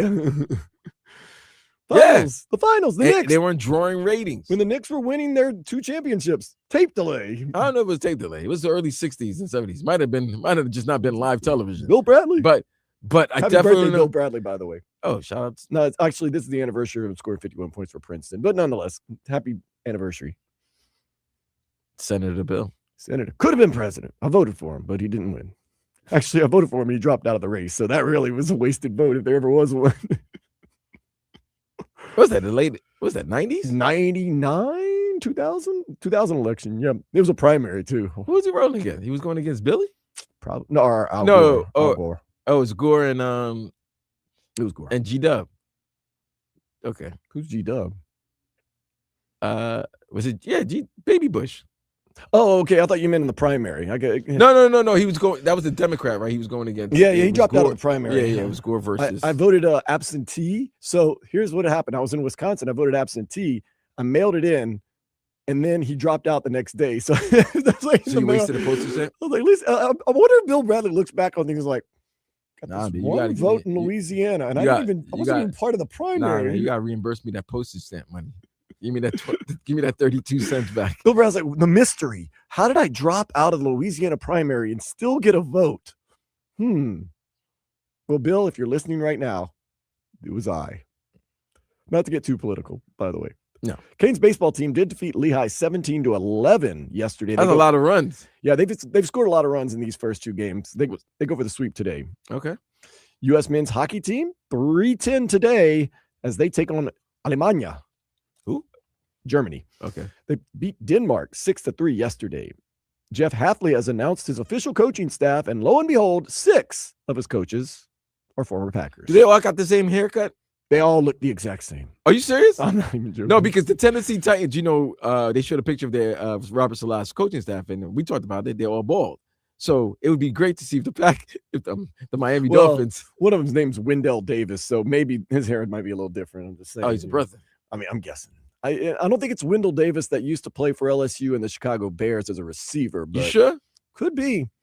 Let's see. Let's find out. Watch him be a wide receivers coach. I'm like, well, Dan. No, but he's a defensive guy. Okay. But still, that doesn't mean anything. Oh, wait a second. It is Wendell Davis. No, that's not true. No, don't do this to me. I didn't put. We all don't look alike, Dan. I didn't say that. Hold up now. Miami Dolphins. Wendell Davis, linebackers coach. Let's see. Wendell Davis has been hired by the Miami Dolphins as an assistant linebackers coach 2026 season, joining Jeff Hafley. He does not have the same haircut. I can guarantee you that. Known as the Ball King. So he has a nickname too. I don't know if I want my nickname to be the Ball King. Ball, like B-A-L? B-A-L-L. Ball King. I don't want to be the Ball King. His focus is creating turnovers. He was previously a defensive quality control assistant in Green Bay. So it's a different Wendell Davis. He played linebacker at Arkansas. Okay. Shout out to him. I hope we have a lot of shout outs to him this season, man. Maybe helping us out on that. Oh, nah. He looks like, nah. He got waves. Yeah. I told you his hair is different. Yeah, nah. He got some good hair. Pause. But like, yeah, you could tell he had waves back. He still rocks the do-rag. He good. The Let's Jam. I hear you. Pitcher Calvin Fletcher. You know who he looks like? He kind of looks like Carlton from the he looks like, and he also looks like Renzo. I'm not gonna get into this, man. Like the Dolphin media guy. Okay. Yeah, looks like Renzo. He also, once again, the guy I'm gonna say he kind of looks like is probably a little too controversial. So I'm just gonna. Okay. All right. Once again, my train of thought has been really all over the place today. Calvin Fletcher wanted $2.05 million. Marlins win arbitration and will now pay him $1.8 million. So I still get 1.8. I mean, that's man, when you enter into arbitration, you agree to whatever the arbiters say. So you can't be all mad like, well, they're not paying me these cheapskates. Well, it's the organization you play for. Both parties are gonna walk out. Oh, all right, we won. But if I'm the party that still made 1.8, I'm gonna be I'm still thrilled. Okay, man. Go out there and pitch. Earn that extra. What is that? $205,000. $205. I was gonna buy that new car. I don't know. They gotta give it to Papito and all of them. Oh, I know. Those chicken races aren't free, man. There's no more. Oh, they got rid of the chicken races? Yeah. I understand. It wasn't fair to the chickens. Speaking of not being fair, let's go ahead and take a step into the day spa. You'll like this one, Vlad. You sure? A feel-good story from the Olympics. All right. The Olympic Committee yesterday delivered a fresh, huge stock of condoms to the Olympic Village. That's what's up, man. That's good work by them. Valentine's Day. Time out. Let's break this down. Saturday. They brought a whole, that means whatever number that they thought they needed for those 2 weeks, was done with less than a week. Well, they just, want to make sure it's Valentine's Day. It's a Saturday. People are starting to win medals, There's a celebration going on. Don't you want to create an Olympian baby? I would think, that would be kind of like the dream. Like, you create this super Olympic baby. Yeah. Like maybe he's really good at skiing and really good at skeleton. Like, whoa. I don't know. I think the gene pool would be pretty good. I'll tell you right now, if I'm an Olympian, man, I would ask, I'd say, look, let's luge. But yeah, look, let's do a two-man, a man, woman, a mixed luge. Mixed luge. Let's do a 2-person luge. Look, I would be like, look, you and I both have attraction. Let's just let's play this out. Look at the luge right here. This is the skeleton. That's the skeleton. Yeah. Can we do 2-person skeleton? That would be also not appropriate. To create another skeleton? Yeah, let's do a little skeleton action. That's okay. So let's next the Dolphins. Speaking of Jeff Hafley and Wendell Davis and all the other guys, another skeleton. We're talking about their chances of making the playoffs next season. That's a good one. The pundits have not been kind to the Dolphins yet, but there's still a long way to go. There's free agency, there's the draft, there's all upside other things. We got to see what the Dolphins' priorities are. What are their priorities and the decisions they're going to make? That's next here on 104.3 FM WQAM.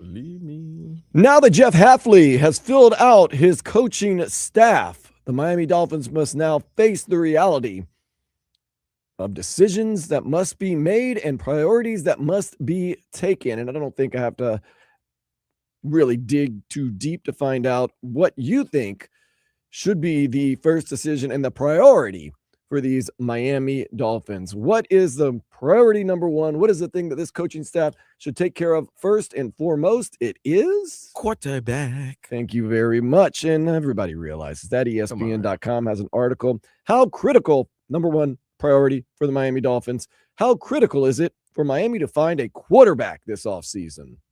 That is their number one priority. Let's go on and hear what they have to say. Tua Tagovailoa is still under contract, yet the Dolphins are reportedly looking to trade their former franchise quarterback.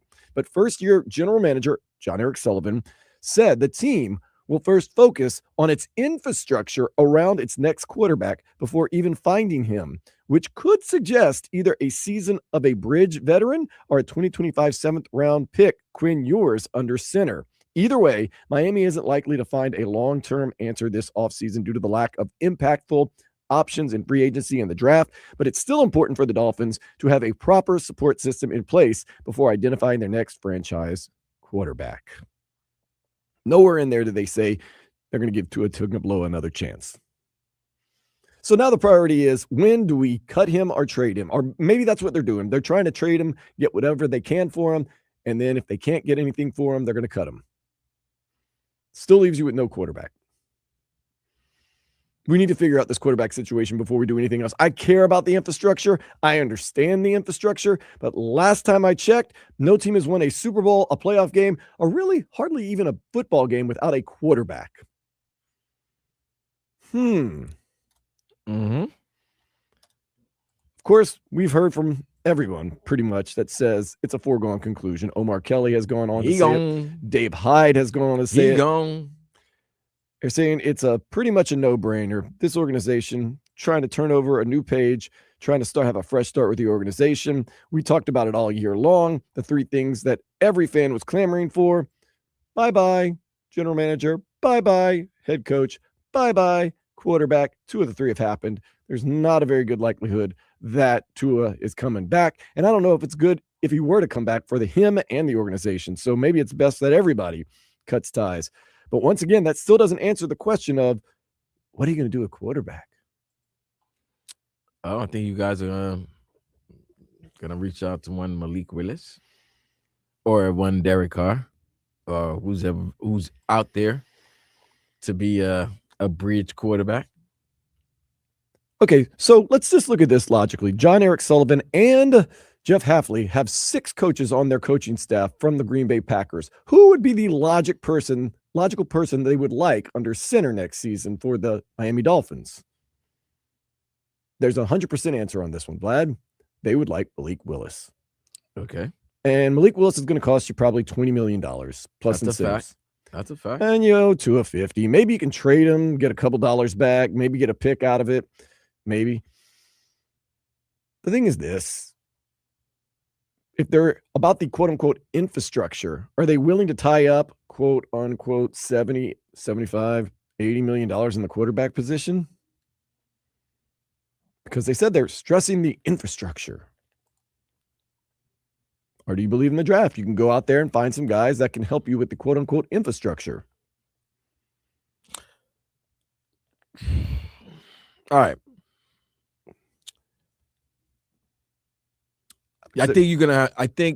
See, this is what stinks about this situation is that we know how everybody's saying, oh, next year's draft is going to be great. There's going to be a lot of quarterbacks. But then if you're thinking that you're going to have a draft a quarterback, especially high with your first pick in 2027, that means you had a crappy 2026. Well, I'm going to say this. If you go after if Quinn Ewers is under center, granted, he can win you a couple of games. You're probably not going to have the greatest season. So then if you're going to do that, then that means you're going in knowing that you're going to have a bad season in 2026.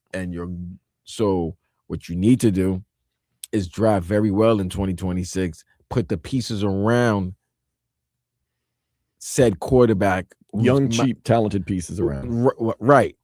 So that when you do get the QB, you don't have to worry about giving him money for another 4 to 5 years. Correct. You put the pieces around him. You also have money to add pieces that'd be great. But I don't know if the Miami Dolphin can go through another season of mediocrity or even below mediocrity. Now, remember this, Vlad. You're being a little short-sighted. Let's say you don't draft a quarterback this year and you go with Quinn Ewers or you go with whatever's available and you have a bad year and you draft the quarterback you want. These guys need some time to grow in the league too. So it could be a 2-year build for this Miami Dolphins team. Well, you notice I'm hearing a lot of these scout analysts, you know, the Kuipers, the McShays of the world, and they're saying that, you know, they don't really want the teams shouldn't draft a quarterback who has a limited amount of starts. They want quarterbacks who have at least 30 starts in college football, and even that with the 30 starts, in an ideal situation, you want a bridge quarterback so that quarterback can learn as a rookie in the beginning so that he can take that experience and utilize it when he finally gets his call. So do you take a chance at a Ty Simpson if he's available in the second round? Oh, we were looking at Trinidad Chambliss like, come on, third round. Right. But then this is what's going to happen. Ty Simpson's name is going to be hot because other than Mendoza, there's really no other name. Garrett Nussmeier had that good Senior Bowl, so he was. But are you gonna draft him in the second, third round? No, that's one of those ones you hope to get a value at the third, fourth, fifth. Right. And those quarterbacks are tough because they don't really have that many amount of years because they're selected after the first round. So if you select the quarterback in the second round, at some point in his first year, he's going to have to play to see that if you made the right decision, and you got to utilize him now. Right, because already we know that John Eric Sullivan and Jeff Hafley are bringing the Green Bay Packers mentality of every year, if not every other year, they're drafting a quarterback. So they're going to have to play. They're going to quarterback right at some point because it all depends on but it all depends on when you draft the quarterback. Now, if you're drafting a quarterback in the first 3 rounds of the draft, that quarterback's going to have to see some time of day. Yep. But if you're drafting a quarterback in the 5th, 6th rounds to develop them, maybe they do a spot start. Maybe they come in a season where your starting quarterbacks miss more than 3 games or so, or is out for the year, then he plays well. Then you have a situation where you have a piece that you can move and garner a lot of draft picks for you to utilize for your team. But Dolphins are in that situation right now. Dolphins in a situation where you got a new regime, and unlike other teams, I think Hafley's going to have as much time as he needs to make this work. Well, he and the general manager are very close, so there's not someone exactly. I get it, but we've also seen a recent that, hey man, you my boy and everything, but it's my job, it's my ass, or it's somebody's got to go. You know, one of us has got to get fired, and I'm gonna save my job because I have a family too. You know, and I'm gonna try to help you find another spot. But if it's it's between me and you, we've seen with teams and general managers and head coaches who are friends or longtime allies, somebody's got to go. You're going to go. It is tough that the Dolphins' biggest decision has to be made on the quarterback position, which happens to also be the most important position in football. Now, some people are saying, trade off Tua, trade off Waddle, just get assets. Let's go. And I'm just using the offensive side of the ball, but trade off some of our better players, just get the assets and let this new regime start over fresh. Cool. That's what you want. Fine. But I don't want to hear any, oh man, this team stinks if they're 2-15, 3-14, because this is what you wanted. You wanted a complete overhaul. In order to get a complete overhaul, everything's got to be washed. Right. The other thing is this team, our regime likes Green Bay. The likelihood of them going out, reaching out to Malik Willis. Now, it's up to Malik Willis. I think that's a done deal. I think they were going to reach out to him. I don't know. Malik Willis might not agree to it, but I think, look, these guys like their Packers. I think that would be the illogical. And if you say, oh, how can we tie up $75 million? You know what? So what? If you like a way a organization has run their business, and you like the way certain personnel are, and you're able to bring people from the said corporation to your corporation, to your organization, and you want your philosophy, your mantra, you want it to be shown, you want it to be understood, get people that know it, get people that know you, get people that know it to come with you here in Miami to showcase it, to share it, and then we'll see what the team will look like in another. I mean, you could have a quick success, bro. It could be a Jacksonville Jaguar situation, or it could be a slow. It could be a Chicago Bears situation. It could be a Bear situation. Texans did it 3 years ago. Or it could be the New York Jets. Or you could be mired in not obscurity, just absolute destitution. Man. So let's get this quarterback. Look, Tua, I don't know when they're going to cut him. I don't know if Malik Willis will be the quarterback, but all signs point to those two things happening. Tua getting cut and Malik Willis, most likely, if everything falls right, will be in a Dolphins uniform next year. Get that situation figured out. Then you can verify. What do you call it? What do they say on the ESPN article? They want to do the infrastructure. Then you can, strengthen the infrastructure. That sounds like a draft thing that we need to do. All right, we're going to do a little nay or day next. Some thumbs up, thumbs down, whether we like it or whether we don't like it. This is Sports Day on 104.3 FM, WQAM.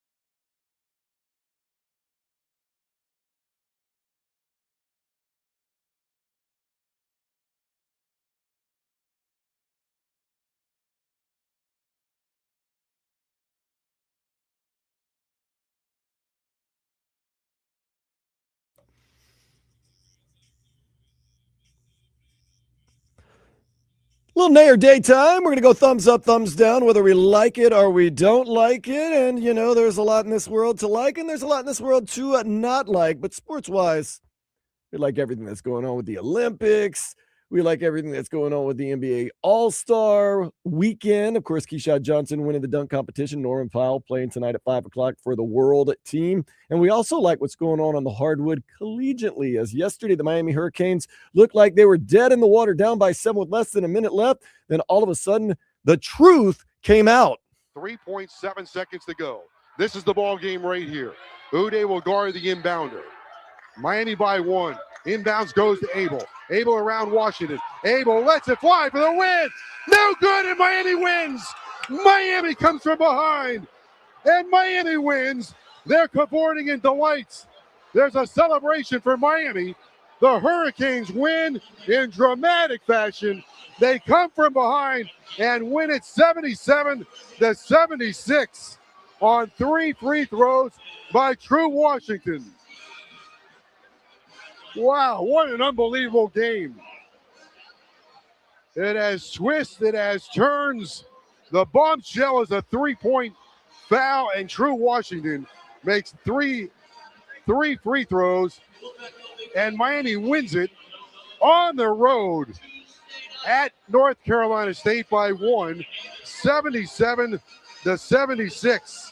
So that was the final call. But what happened previously, you heard Joe Zagacki kind of wrapping it up. True Washington fouled on a 3 and then steps up in clutch time with all the pressure on, knocks down not 1, not 2, but 3 free throws. True Washington, the truth, as the Miami Hurricanes go on to win. You got to feel good about that. That is a day all day. Now, Henderson looking. No timeouts. Lobs it for Renew. He's doubled over to Donaldson. Outside Washington for 3. It's deflected. He's fouled. He is fouled behind the 3-point line on the left side of the floor. True Washington now goes to the free throw line with a chance to win the game or give Miami the lead. Now a chance for the lead. We're tied at 76. 3.7 seconds to go. His eyes travel up to the rim. Beads the sweat in his forehead. Free throws away and good. And a timeout, NC State. And Miami has the lead. 77-76. woo! True Washington making 3 big free throws and getting the win for the Miami Hurricanes. It's never over till it's over. And we talked about these Miami Dolphins. Get a little confused nowadays because there's so many Packers on the Dolphins. We talked about their new defensive coordinator, Sean Duggan. Sean Duggan coming from Green Bay. I know. Hacksaw Jim Duggan coming from Green Bay. And of course, you know, the defensive coordinator can choose to be on the sidelines or can choose to be up in the box. Sean Duggan hadn't made his mind up yet. You know, we haven't talked about that. I've done both. I was on the field last year. Before that, I've primarily been in the box. Last year I tried to get it, so when it was cold, I was like, hey, if you need me up, like, I will go upstairs. And be like, I think you're down there. I'm like, well, it's like 20 degrees outside. So, we haven't talked about that yet. I like that. So Sean Duggan basically was saying, I'll be on the field this year because I'm in Miami. In Green Bay, put me up in the box. I talked to these D coordinators over the years, and they're like, it depends where you're at. If you're in a warm weather place, you're on the field. If you're in a cold weather place, you're up in the box. Pretty much what they do most of the time. Sean Duggan's keeping it real, man. I like that. I'm definitely going to be in the box in the cold weather, man. Yeah. If you're in Wisconsin or you're in Milwaukee, although not Milwaukee, in Minnesota, although Minnesota plays indoors. So if you're in an indoor stadium, sure, get on the field. But yeah, weather definitely determines your factors right there. Up next, Giannis Antetokounmpo. He always kind of keeps, I don't know what would be the word. He always kind of seems to be above the rest. At least he acts like he's above the rest. Recently, he was asked about his loyalty and how this season plays out and where he stands. As of today, I'm committed to the Milwaukee Bucks, and I'm committed to the people that I work with, my teammates, the coaching staff, Coach Duck, and John in the front office. What I've said from the beginning of this year is that out of my mouth and the way I've carried myself, you will never hear me say I don't want to be a Milwaukee Buck. All right, Vlad. That's a nay, by the way. Is Zach starting to get a little old? This I'm humble. I don't say anything, but I mean something else. Seriously. I'm starting to get a little tired of the act. I've never said that I didn't want to be a Milwaukee Buck. He's sounding like the he wanted to be the hottest chick in the game. Now he's sounding like the most what's a good word for me? He loves the attention, but it's like he doesn't want to take any fault. You understand? Or he doesn't want to take any accountability for the mess that he's caused. So he's being a hot chick. Yeah, he's definitely being a hot chick. But he's the most confusing. He's actually becoming the most confusing chick in the game right now because it's like this. He sends mixed messages. Right. he's going, I'm committed to Milwaukee, but I also want to win a championship. Well, guess what, buddy? You're not going to win a championship with Milwaukee. You know it. They know it. Everybody knows it. So come figure it out. But it's as if you don't want – it's – you know what?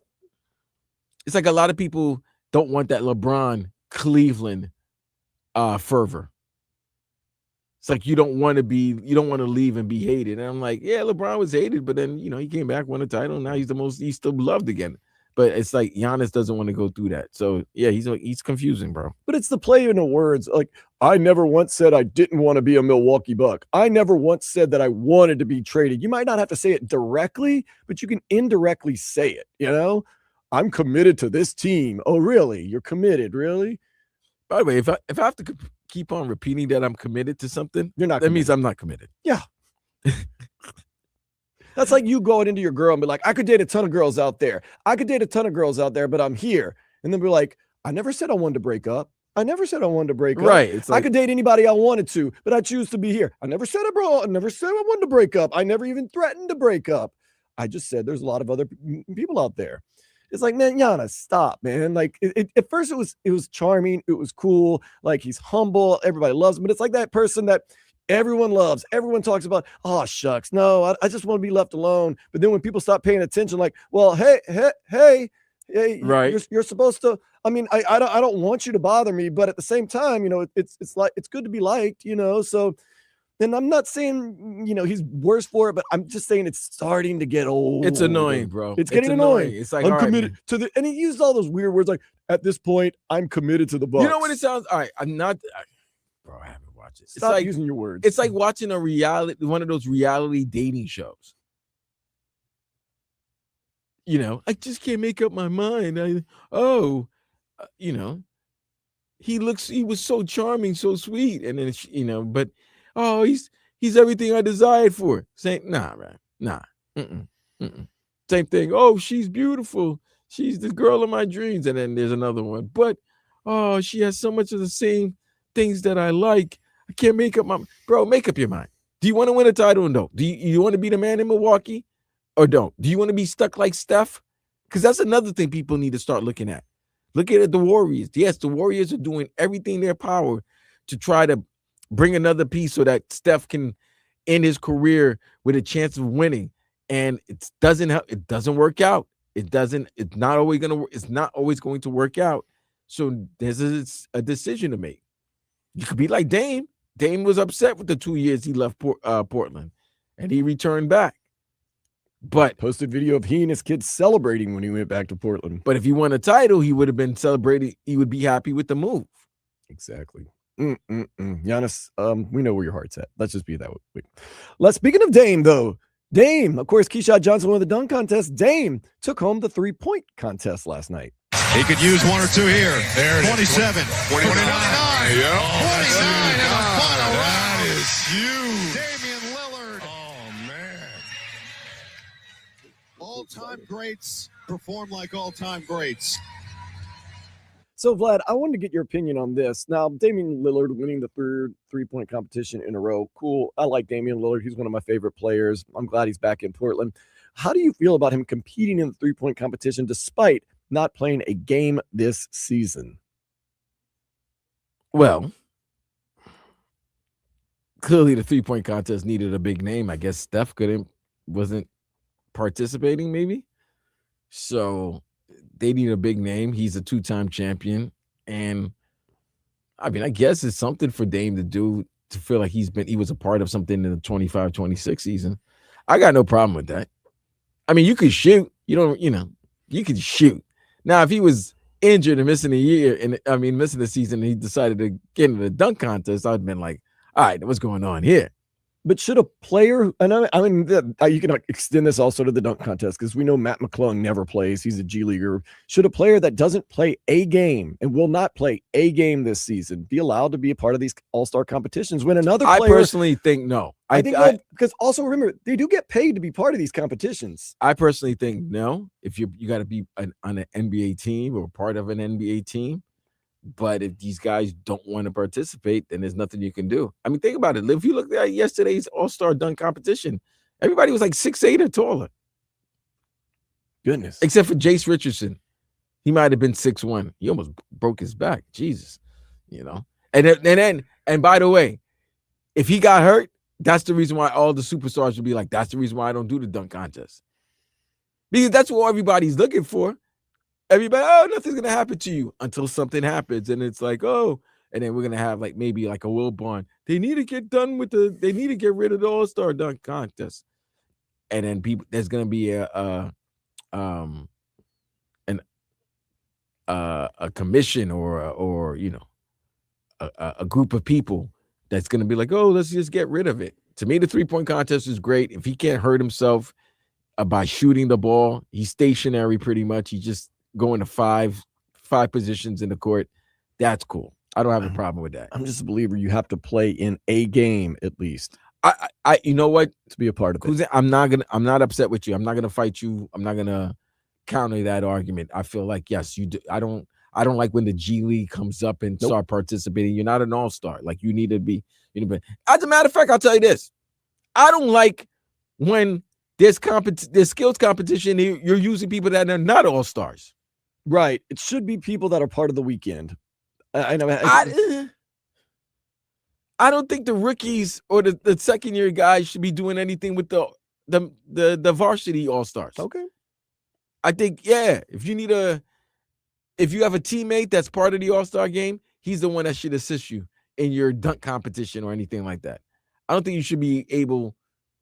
I mean, it's a nice gesture, but put it this way, Dan. If you and I were in the all-star game, you gonna bring Jimmy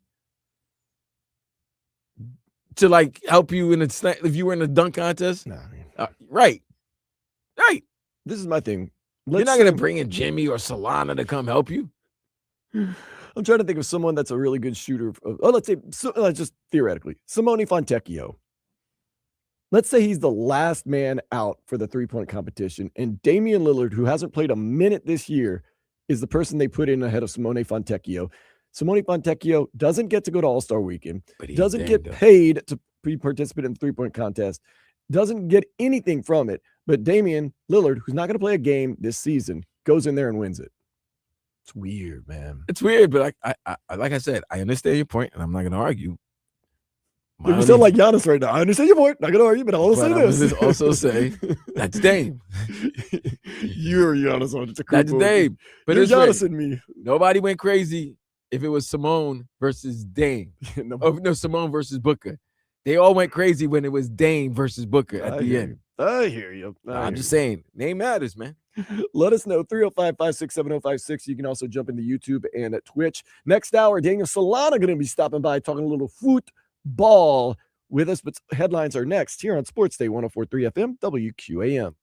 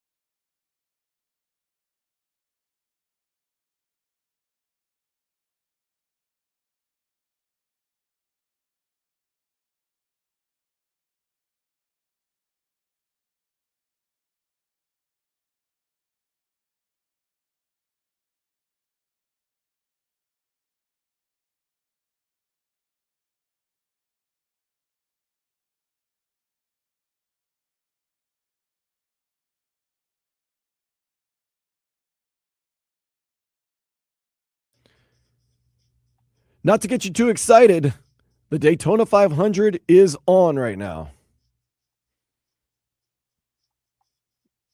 All right, I'll let the excitement. That's the Super Bowl of racing. It is. It is wild. Puka Nakua is out there, by the way. Yeah. That's how big it is. Except he didn't go to the Super Bowl this year. Maybe he figured in some way, shape, or form he go out there. And a lot of people are saying Puka needs to chill, man. What's Puka doing wrong? Just he got in trouble for having the laughing, crying emoji and saying Sam Darnold during like the first half of the Super Bowl. Competitiveness. And then people are like, you need to shut up because he's the guy that got you eliminated and the reason why you're not playing this year's Super Bowl. And then he got caught in that stream. He was caught in a stream. A streamer was just saying some crazy stuff. And he just happened to be on not knowing. But it's just like he's moving in a way that is just like it starts snowballing and it's like, all right, what's going on with you? So one night I thought it was cool. This is years and years ago. I thought it would be cool to drink beer, watch ESPN, and live tweet. And I really thought I was putting out some really good content until I woke up the next day and looked, and I was like, don't you ever dare do that again. I think everybody, that's the cool thing about back in the day. Once again, we've done kind of an old school, because Vlad was at old school yesterday, throwback, kind of done a throwback show. We talked about how cable and no cable and couldn't watch anything and tape delay. That was the cool thing about back in the day. You want to talk some noise about Sam Darnold, here's what you had to do. You had to call up your agent. You had to call your agent and your publicist up and say, I want to talk noise about Sam Darnold. They would usually walk you back and say, you need to let that go. They eliminated you from the playoffs. But even if they didn't walk you back, they would have to set up some type of a press conference for the next day or two. Or you have to call Jim Gray. Yeah. So, I mean, it would take time to release your beef. Nowadays, you can just go on YouTube, Instagram, Twitch, Twitter, and just go, oops, oopsie. Diss songs. Nas took 9 months to answer Hove. Yeah. Back in the day, we sat around and waited for beef to finish. We waited for the response. Right. Now, if I diss you now, you got 24 hours to respond. Or else we forget about or you. you lost this battle. You lose. You lost the battle. You have to respond within minutes. Exactly. It's crazy. Yeah, Nas would drop an album. 9 months later, Jay-Z would drop an album. Or Jay would drop the album the same day as Nas. That's also that was always the slap in the face. That's also the joke that goes on. But nonetheless, you don't have to wait anymore. Nope, there is no waiting. And like I said, that's a bad thing if you want to talk noise to someone, because jump on your live, jump on that phone, get on your live, and you're able to respond. Call Jim Gray. Jim Gray, I want to talk some noise about Sam Darnold. Okay, so I can fly up there. I could be there right, and then Tuesday. it's got to be whole pomp and circumstance. We'll get the cameras out. I'll be there Tuesday. It's Sunday. Okay, by Tuesday you're like, ooh, I probably shouldn't talk noise. Jim Gray shows up. He's a great player, love him. Like, well, why did I fly up here? Well, he had aggravated me, but that's what winners do. Okay, there's no story here. Let's get out of here. Yep. Nowadays, nope. Got a problem? Let it fly. Within seconds. I mean, when Drake dissed, They Not Like Us literally dropped like 30 minutes after Drake dissed Kendrick Lamar? No, wait, hold on. Not Like Us dropped on a Saturday. I thought it was like literally. But Friday, he dropped 616 in LA, and then Drake dropped Family Matters, and then 30 minutes later he dropped Meet the Grams. Oh, it was a beautifuful weekend. It was a beautiful weekend. Goodness. But and then you know what's funny, Dan? And we're gonna get into sports. This is how much we bitch as a society. We want all of it, and then when we get so much, oh, come on, man, I'm trying to go to sleep. Enough already, man. I got things to do the next day. I'm trying to go out. Well, you wanted this, you got it, and then now you're complaining because you're getting excess. You're getting too much of it. But the day ago, you were complaining that you're not getting enough. It's the same thing with us with sports. We'll complain, there's too many games. And then when there's no games, hey, come on, man. We got nothing to watch. Come on, they can't go over. They can't take this long of a break. Just a complaining society. We're complaining about an all-star game tonight that nobody wants to watch. There's a game on, watch it. And it's okay. If you don't want to watch it, okay, but don't complain. There's nothing on. You got the Olympics, you got the NBA Finals, NBA All-Star Game, you've got the Daytona 500. Oh, it's nothing that I want to watch. Well, then that's a you. That's not me. That's a you thing. That's a you. That's not me. Let's get into this, though. The Hurricanes basketball team, it's all about the U. They went on an 8-0 run in the final minute of the game in North Carolina to defeat NC State 77-76. The Canes host Virginia Tech Tuesday at 8. And if the Canes can beat Duke in the ACC tournament, we own North Carolina. Oh, no, we got to get Wake Forest, too. So if we can beat Wake Forest and Duke in the ACC tournament, we own North Carolina. What are you saying? Can they get to the ACC tournament and then get to see who they're playing first before you start thinking about Duke? Oh, no, we already beat Wake Forest, so we really just have to beat Duke. Oh, my God. We beat Wake Forest 81-77 back on January 7th.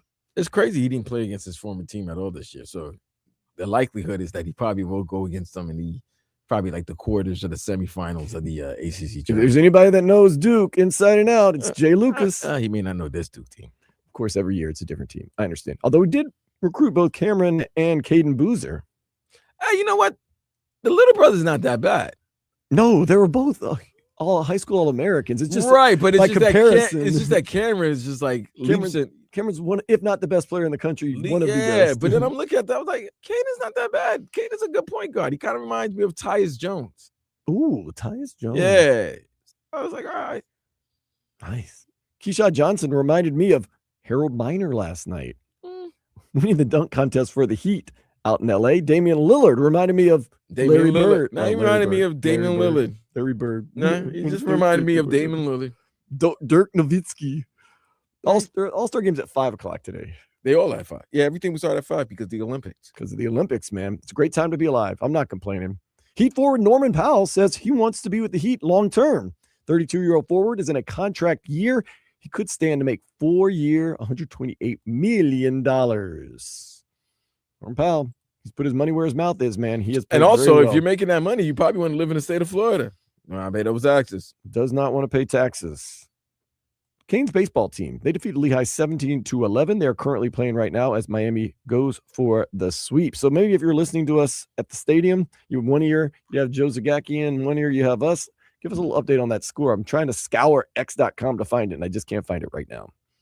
Jeff Havley has announced his official coaching staff. 6 of the coaches are formerly with the Packers. So you could have the former Packers backup quarterback. You could have had the former Packers offensive analyst and Nathaniel Hackett as the quarterback's coach. Jeez. And you still have 6 guys. And your general manager and your head coach are both from the Packers. A team that kind of barely made the playoffs last year. Just keep that in mind. Who? And then The Packers? Yeah. And then they got run out by the Bears in the first round of the playoffs. I'm not throwing shade, although it sounds that way. Oh, you throwing shade? They were in a tough division too with the Bears, and everyone in the division had a winning record in the NFC North. Everyone had a winning record, even the Vikings. Mm-hmm. Yes, you're right. Everybody did, and the Lions were the last place team. Disappointing season for them. Right. But that's a tough ass division. That is a tough division. I got Jordan the Love score did get hurt a lot too. of the Miami Lehigh game. Currently. We're in the bottom of the 5th. Currently. Miami's 15, Lehigh 3. Goodness gracious. And Miami has 2 men on, 1 out. Bottom of the 5th. This guy pitching for Lehigh, his name is Shepsky. He's a Shep. Shep. Good for him. Speaking of pitchers, Shepelsky. Calvin Faucher wanted $2.05 million from the Marlins, but did not win arbitration. The Marlins will now pay him $1.8 million. Spring training games begin against the Mets Saturday. Saved themselves $200,000. That is our Marlins. But gave up 1.8. That is our Marlins. Classic. And then all the players the Marlins are willing to pay, they're going to trade them at the trade deadline so that they can avoid losing the revenue sharing, but also not have to pay the players and then get prospects. And then we'll see where that goes. Messi, muscle strain, left hamstring. Daniel Solana going to be on next to speak with us about the Messi situation, MESSI situation, and also about what this upcoming MLS season holds for our Inter Miami CF Herons.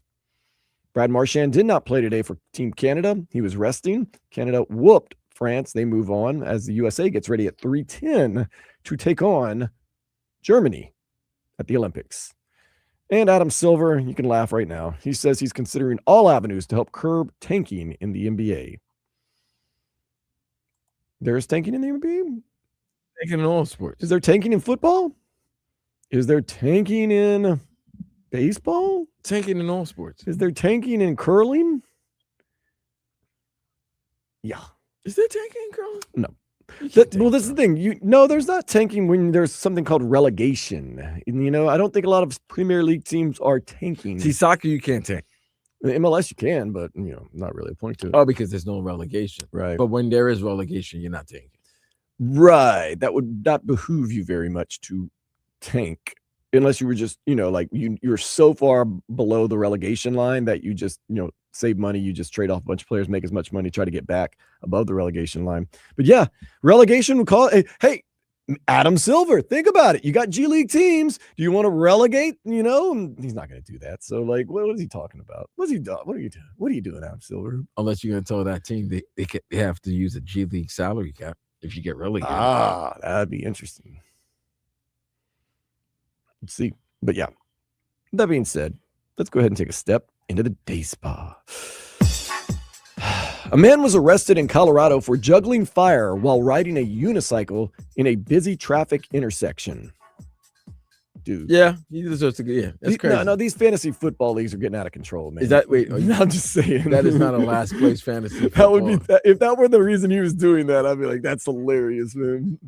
I'm about to say it's like no way. What is the craziest last place fantasy football league dare or whatever that you've seen personally? Now I know we see them all online and they're crazy and stuff, but you personally have seen at least somebody had to go to a restaurant and eat food there for a certain amount of hours or something like that. Some I've seen tattoos. Somebody had to get a tattoo. Ooh, those tattoos, they scare me. Yeah. But I mean, nothing crazy. I had some friends at Ole Miss, oddly enough, that you had to spend 24 hours at a Waffle House, and every waffle that you ate took an hour off the 24 hours. So they were trying to force you to eat 24-hour waffles. Or 24 waffles. Or, however many waffles you can get down in 24 hours. Damn. I wonder what Waffle House workers think about that. Can you just not make us part of your stupid fantasy league? Although maybe you're you can only eat so much. What if you're a fat person? You're in and out. Literally and figuratively speaking. Speaking in, Daniel Solana is in. He's going to be talking to us in Miami. This is Footballs. Daniel Solana is next on 104.3 FM WQAM.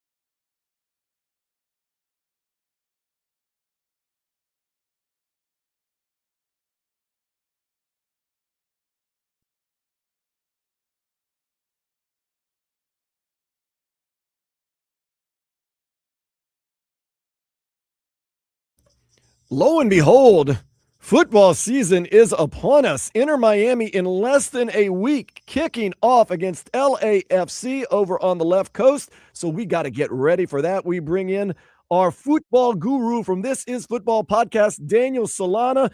Daniel Solana, have you been hitting the links, first of all, lately? I haven't been hitting the links. I've been out for about a month and just doing the podcast and getting back into the MLS life and figuring out what Inter Miami is going to do in this 2026 since they started their preseason tour a few weeks ago. And we know they had a loss, they had a win, now they had a tie. But I haven't been hitting the links. I got a tournament next weekend, so I should get out at some point this week to practice. If not, it's going to be brutal for me next weekend. Speaking of getting out to practice, Lionel Messi dealing with that left hamstring issue. I'm expecting him not to play against LAFC this coming Saturday. Am I correct in believing that? I don't believe so. I believe he will be in uniform and he will start. I think there's too much money on the line for the MLS, especially with the way that they are promoting this game. Obviously, it's Messi versus Son.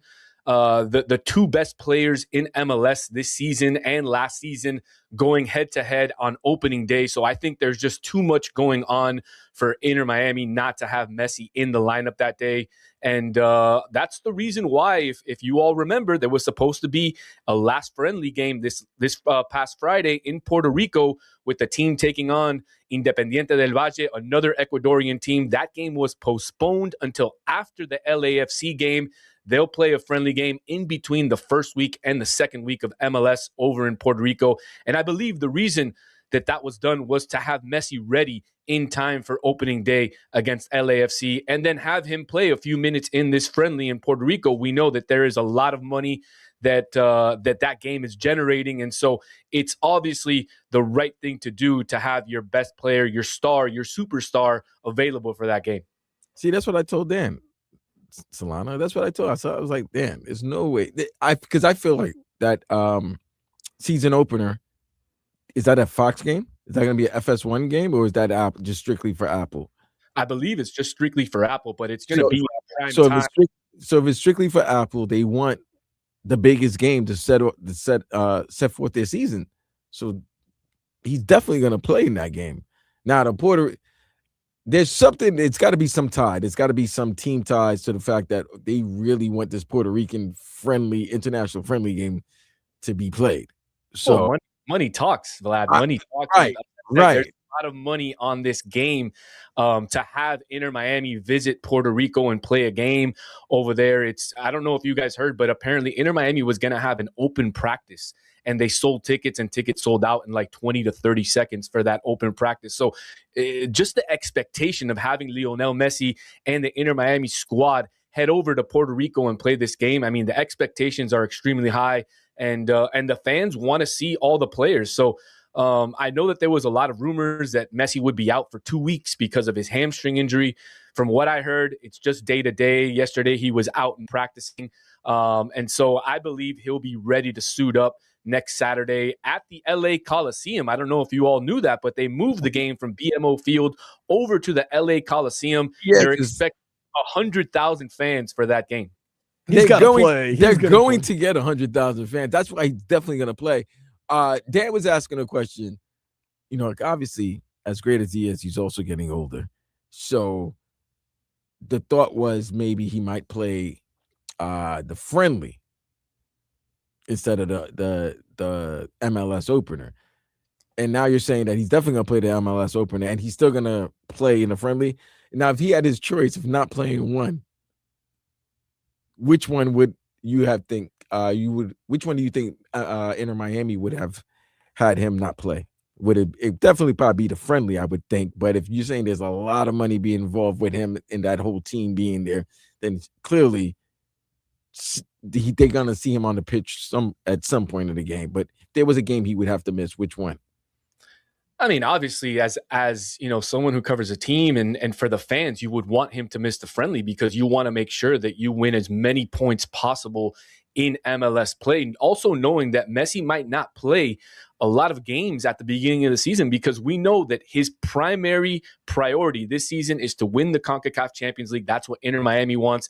And also to be 100% healthy, 100% fit, so that he can represent Argentina in the World Cup this summer. So obviously we know that Messi might not be playing as heavy minutes as he played the first couple of seasons with Inter Miami. But looking at the schedule, guys, you have or LAFC, then you have the friendly, then the weekend right after the friendly, a couple days after, you have Orlando on the road, and then you have DC United after that. Those are two opponents that you can afford Messi not playing in those games. That's why I think it's most important for Messi to play this first game, for what it means to the league, for what it means to Inter Miami coming out in the first game of the season in their title defense.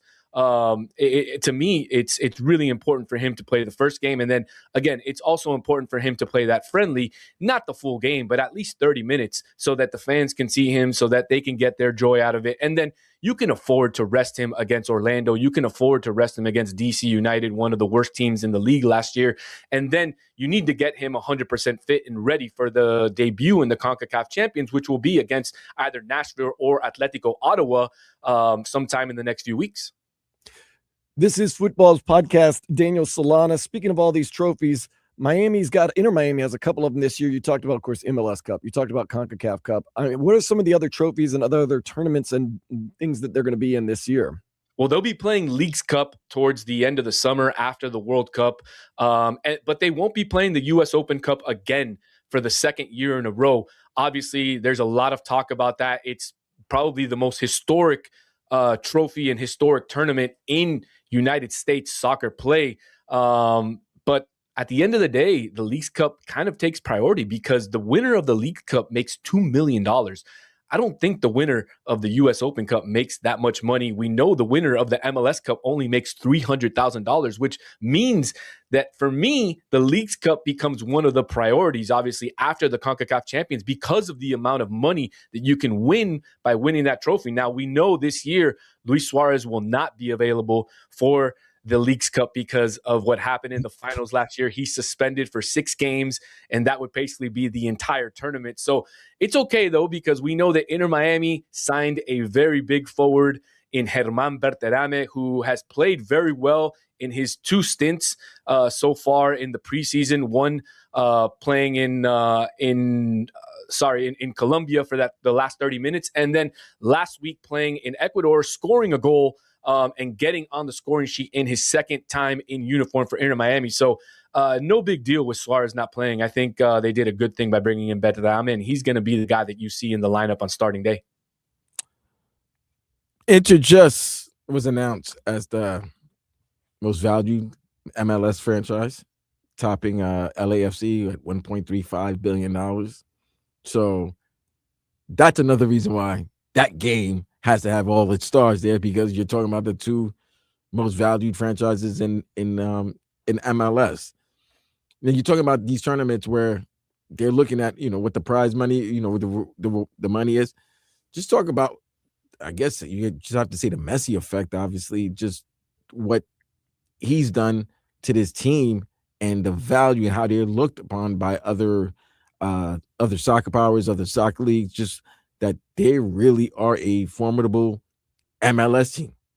Absolutely. Yeah, absolutely. I mean, obviously, just bringing in Messi raises the value of your team, but not only bringing in Messi. Remember, you brought in Busquets, you brought in Alba, which also brings in eyes from all over the world. And then the fact that Jorge Mas and I like the fact that what they've done over the last 3 preseasons, taking the team on the road. Obviously, a couple of seasons ago, they had that big Asia tour. There was a lot of negative words, criticism regarding that tour, because they lost to Al Nazir. They had a game against Al Hilal. Then they tied against, if I'm not mistaken, against the national team of Hong Kong. So, and Messi didn't train in one of those practices. So there was a lot of negative controversy around that specific one. But not only did it bring in negative, but it also brought in the positive because you got your team to get out there. I believe there's only been a couple of other teams that have made it to Asia in the preseason. I think the LA Galaxy was one of them when they had Beckham. And I would expect LAFC to do that next, obviously with Son. And maybe they would make a trip to Korea so that he could get a preseason down in there. But no other team has really done what Inter Miami has done in terms of going international. And that is really what's bringing up the value of Inter Miami, because I don't know if you folks saw the game last weekend against Barcelona, but if you go to a Barcelona game in Ecuador during the regular season, you will not see one jersey of the opposite team. And I guarantee you folks that last weekend it was 50-50. And that to me was crazy. Even my wife, who's a big fan of Barcelona and Ecuador, and you know, it was pretty testy in the household last week. And I was going for Inter Miami, she was going for Barcelona. And you know, when they were winning, I was talking all sorts of smack, and then they tied. But even she was surprised the amount of Inter Miami jerseys that were in the crowd that day. And when Inter Miami scored, people were celebrating. That goes to show you that maybe that there's not that rivalry yet with Inter Miami, thinking that, you know, we have to beat them, but they are, you know, celebrating, and the fact that Messi is going and he's bringing all these players out there and they're getting to see these superstars, I think that just speaks volumes of what Jorge Mas has done for the team and what he continues to do for the league. No doubt he wants to keep himself in this category of New York Yankees, LA Lakers, Dallas Cowboys, Inter Miami. It's going to be the soccer team that the whole world kind of gravitates towards. And they, of course, right now they should be gravitated towards. But Daniel Solana, since we have MLS season starting in less than a week, of course, we are going to be favored to win the MLS Cup. But what are one or two, maybe three teams that we should look out for that we might be facing either late in the playoffs or in the MLS championship game if we get that far? Who are some of the contenders? Well, you have to look at Nashville, right? Nashville bringing in Christian Espinosa over from the Western Conference, and they still have Hani Mukhtar and a couple of other good players. They had a really good offseason. You also have to watch out with Cincinnati, who year in and year out is one of the powerhouses in the East. And then obviously on the West Coast, it's LAFC, right? LAFC with Son and with Denny Buanga, who was rumored to be, I don't know if you guys saw that, for $15 million, he was rumored to be possibly going to the Brazilian league. And that would have been a big heartbreak for the LAFC fans. But for MLS, that would have been absolutely huge. Selling a player for $15 million, especially somebody who's 30 years old, not a young player. I mean, it goes to show that MLS is doing what they have to do to be the stepping stone to get these players into other leagues, into bigger leagues. And not only that, but a lot of players went over to Europe. So talking about, you know, who is going to be the team to match up against Inter Miami, I think on the West Coast, like I said, LAFC is the team to watch. Watch out with San Diego, who had a great year last year. And also watch out with Vancouver. Vancouver lost a couple of players, but we saw them get to the finals last year. We saw them get to the finals of the CONCACAF Champions League, upset Inter Miami in the semifinals. So those are the 3 or 4 teams in terms of the Eastern and Western Conference that I think Inter Miami really needs to look out for this season. What's the chances of Lewandowski getting to Chicago? I think they're pretty high. I don't think he's going to continue in Europe. And it looks like, you know, Chicago is in the lead for Lewandowski. I think it would be fantastic for the league. I think Berhalter has done a fantastic job kind of revitalizing what Chicago was. They were down in the dumps before he got there. He brought them back last year. They made the playoffs. Unfortunately, they got taken out of the playoffs, but they've had another good offseason as well. Really, it's been a great offseason for the MLS. It's not done yet. They still have about another month to sign players, and it's been interesting, and it's been really, really good for the league this season. This is Football Podcast. Daniel Solana, I leaned on some of your knowledge, and we talked about this offseason and the big transfers. People came to me, said, watch out for Minnesota United, James Rodriguez. And I said, oh, this is the thing about him. He's real sexy in international games, but for clubs, he isn't all that good. So I kind of borrowed some of your knowledge, kind of speak to that. You don't seem even over the moon about James Rodriguez going over there to Minnesota United and how much that raises their chances to win. Well, I think it's again great for the league that you get a player like this who is going to bring more eyes, right? The Colombian fan base is soccer, loves soccer, loves football, and they're really, really gonna watch the league now. Now, just like you said, and like we talked about a couple of weeks ago, James is an interesting case, right? When he puts on that yellow jersey, that Colombia jersey, he is Superman. But when he puts on a club jersey, we haven't seen him play that good since his early years. Maybe 1 year in Real Madrid, he had one good year in Real Madrid. But that's about it. He hasn't really done much else for club. Now, the other thing that I think is going to be interesting is James talked about how when he was at Bayern Munich, he didn't love the weather. The weather was too cold for him. So now thinking he's going to be in Minnesota, I would have to think that it's going to affect him as well, right? He's not going to, if he didn't like the weather in Germany, well, then the weather in Minnesota and Minneapolis isn't going to be that all much better. So I do believe that he's going to struggle playing for there. Now, you have to look at what Minnesota was last year with their coach. Their coach left. They have a new coach this year. Their style of play last year was very defensive. They gave the ball to the other team. They sat back and allowed the teams to play into them and played kind of like a counter-attacking soccer game. This year, it's going to be a little bit different with James. They're going to look to possess the ball a little bit more. They're going to look to play through James. And if James is good, he's got some really good forwards at Minnesota that he could deliver the ball to, and they could be very dangerous. But again, it's all going to come down to how much does James want to exert himself and get himself ready for the World Cup versus are we going to see the same James that we've seen in club for the last 10 years? But getting these great players, even though at the latter stage of their career, but you got James, you got Lewandowski, Lewandowski might be coming through. Obviously you got Messi. There's always the Neymar rumors. There's always, there's Cristiano Ronaldo rumors. It's not going to happen, but just saying there. I feel like in another 2 or 3 years, you might have all these guys playing the MLS.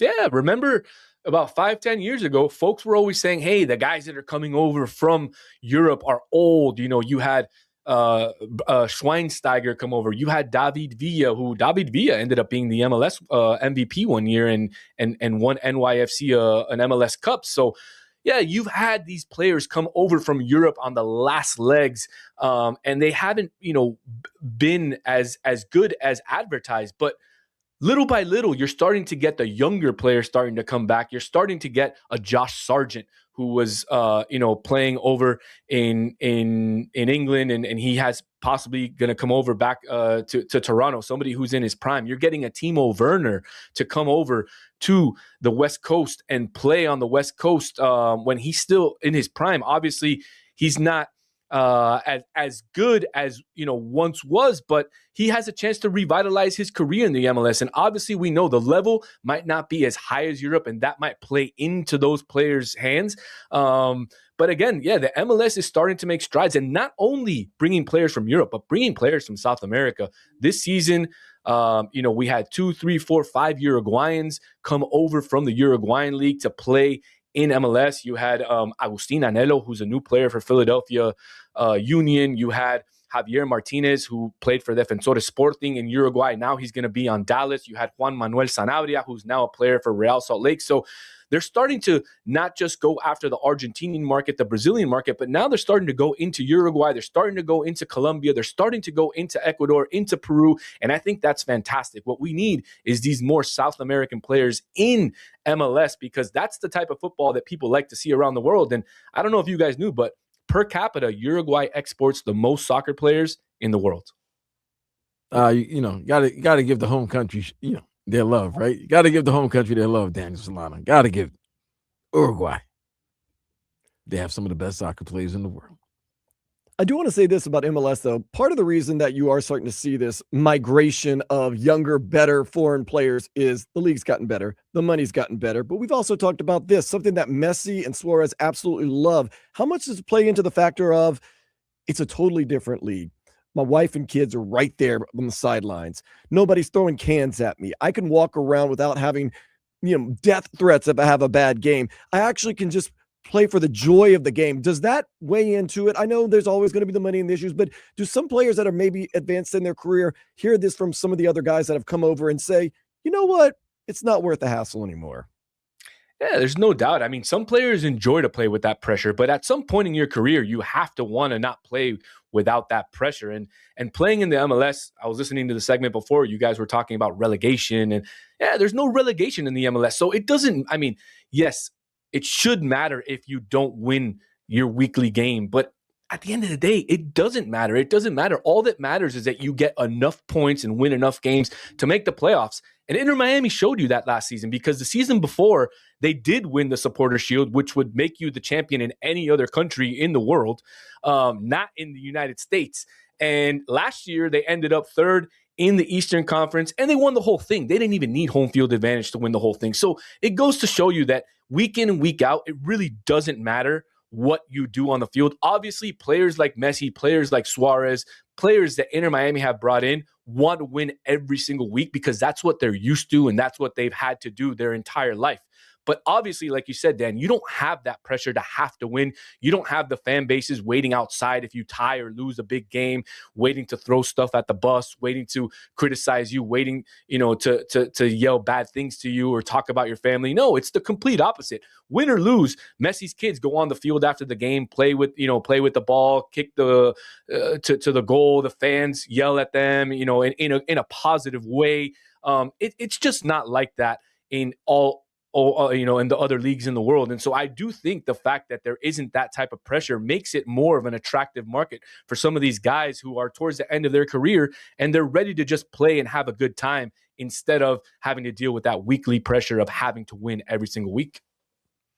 It is going to be a fun Inter Miami series, and we're going to be along with you every step of the way. Vlad and I are going to try to get out there, and hopefully you will too. April 4th. You know why we say April 4th, Daniel Solano? That's the opening day at Miami Freedom Park. Let me tell you, boys, I've been driving by that stadium. Woo! It looks absolutely beautiful. The seats are going in. Now, I don't know if it's going to be ready by April 4th. They say it is, but I don't know. There's still a lot left to be done, and we'll see what happens. But it's going to be beautiful. I cannot wait to get out there with both of you guys. We're going to have a great time, and I'm excited, man. I'm excited. It's closer. We don't have to drive an hour anymore. I'll sit in a concrete bunker if I have to. I'm ready to see some Inter Miami I action. mean, gentlemen, it's only like 7 weeks away. Jorge, start getting that money out there. Yeah, it's like literally 7 weeks away. They're working around the clock. I mean, I drove by there after a Heat game a couple weeks ago. It was 10:30 at night, and the lights were on. They were working. Oh, Daniel, yes. I would hope so if you're trying to open the damn stadium by April 4th.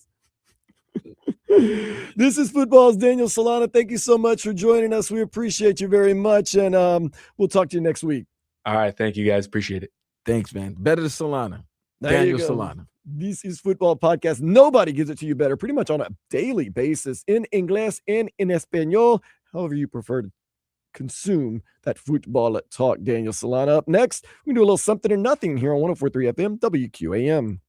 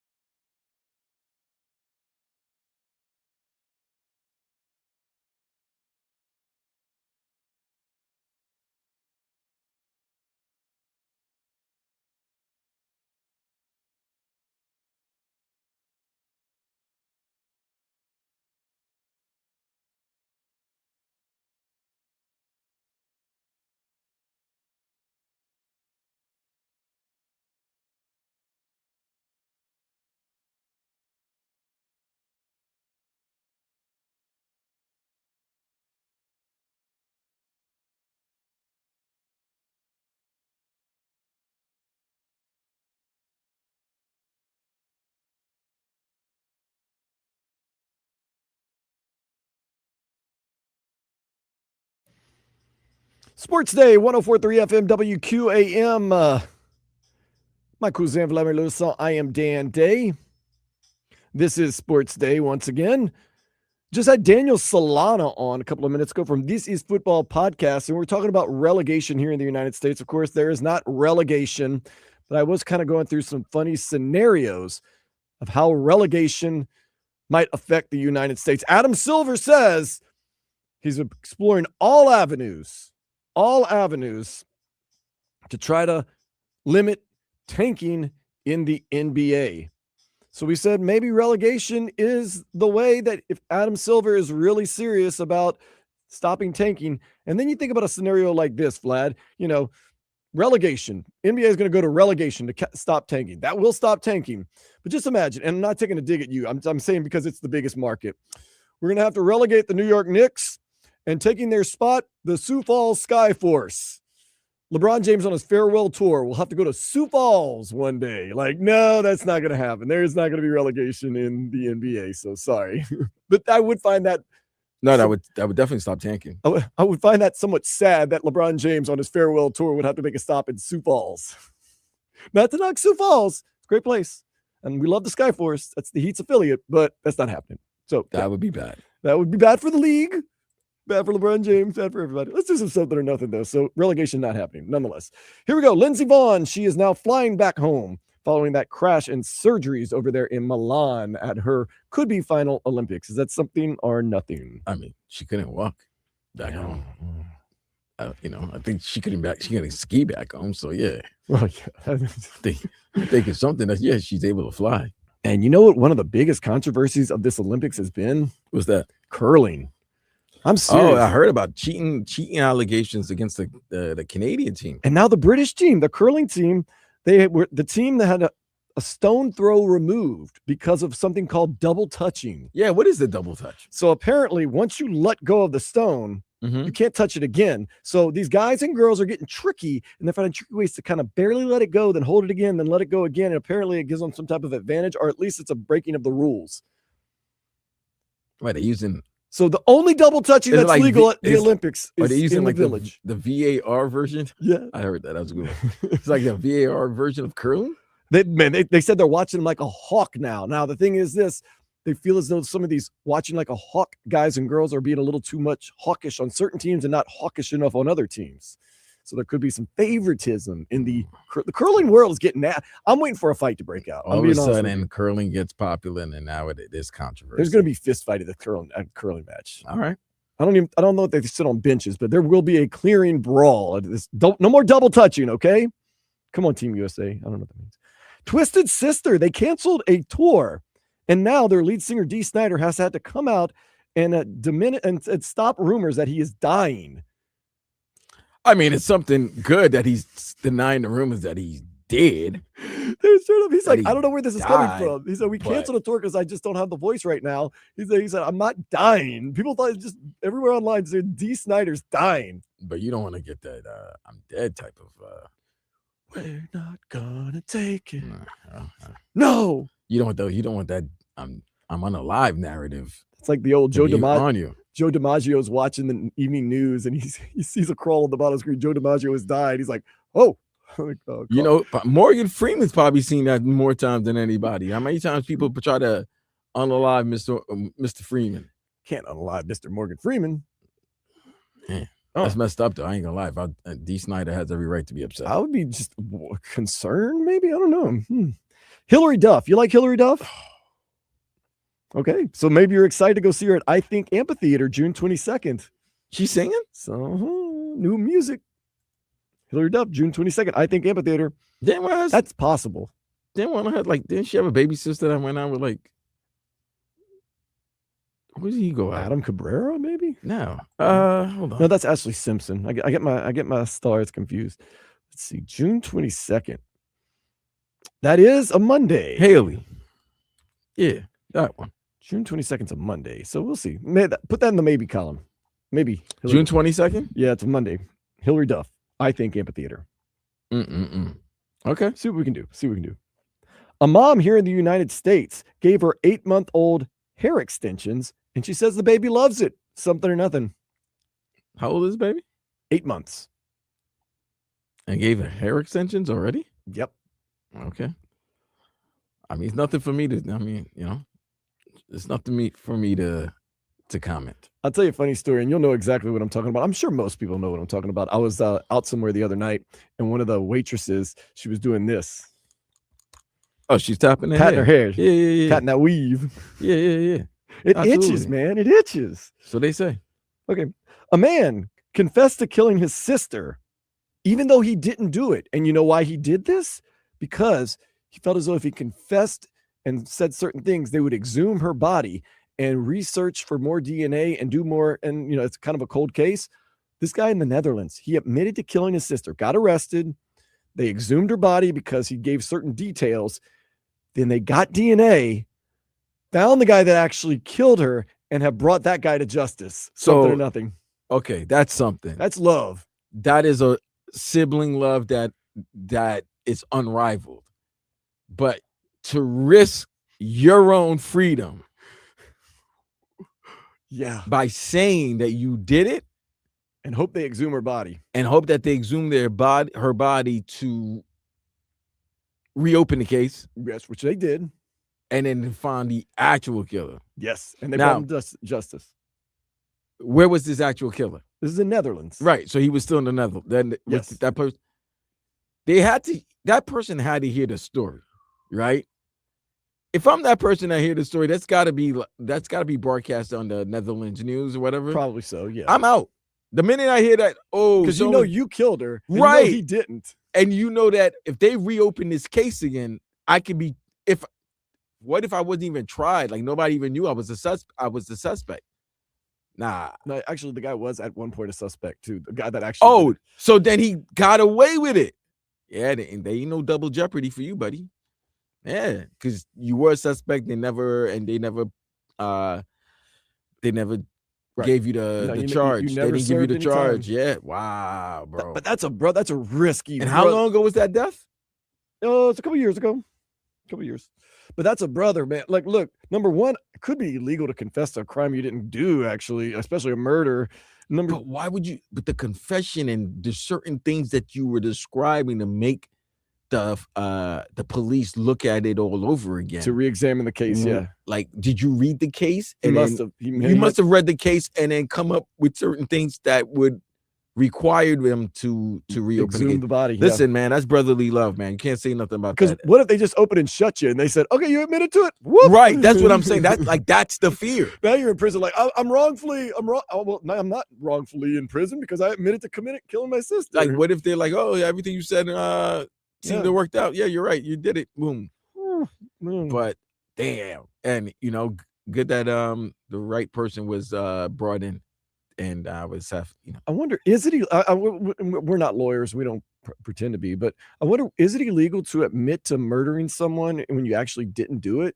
You would think there would be some type of penalty at least, because it takes up the police officers and investigators' time and stuff like that. I mean, there's many people that have copped the plea. That is true, and then because they know that they didn't do it, and then they figure if they cop the plea and then it goes to court and they realize that there's no evidence that pinpoints them on that charge, they'll get away. But sometimes we all know it's risky. It's very risky. People have agendas and they might use you as their platform for their agenda. So yeah, you could get stuck like Chuck, man. Last but not least, a woman went into labor. Her friend said, "Get in the car. I'm taking you to the hospital." Didn't make it in time. She gave birth to the baby in the car. When she got out of the hospital, that friend that drove her to the hospital had a cleaning bill for her. Something or nothing. Yeah. That's get all that placenta and all that stuff out of my car. That's the least you could do is pay the bill, right? The least, yeah. That's probably a lot. It's blood. A lot of stuff is going on out there. Nah, you got to clean my car. Yeah. Maybe we can fill up the gas tank. Well, think about it. If I didn't take you to, well, let's be real. Yeah. I was trying to bring you to the hospital. You would have had the baby in your house if pretty much. Or an ambulance. That's going to cost you a lot more than a cleaning. I don't know if the ambulance is going to get there, because if she had the baby, she pushed those baby, two babies, you said? No, just a baby. Oh, she pushed that baby out while they were on their way to the hospital. A woman should be so lucky to have that short of a childbirth. That means by the time the ambulance get there, Just imagine, though, most women go into hours of labor. This woman was like in labor for 20 minutes. Good lucky her. Good for her. Yeah. Good for her. I'll take the cleaning bill any day on that one. Yeah, for sure. Okay, well, everybody wins then, I guess. We're going to come back. Final hour of the show next here on 104.3 FM WQAM.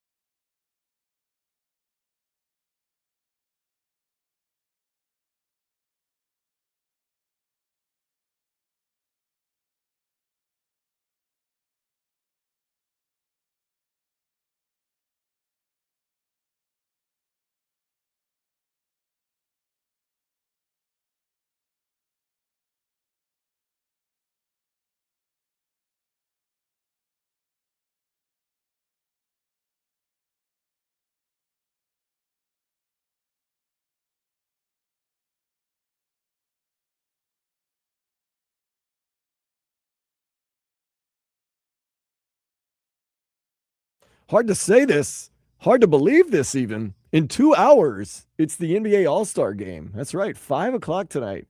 Norman Powell and the World team, they're going to be taking on the Stars team and the Stripes team.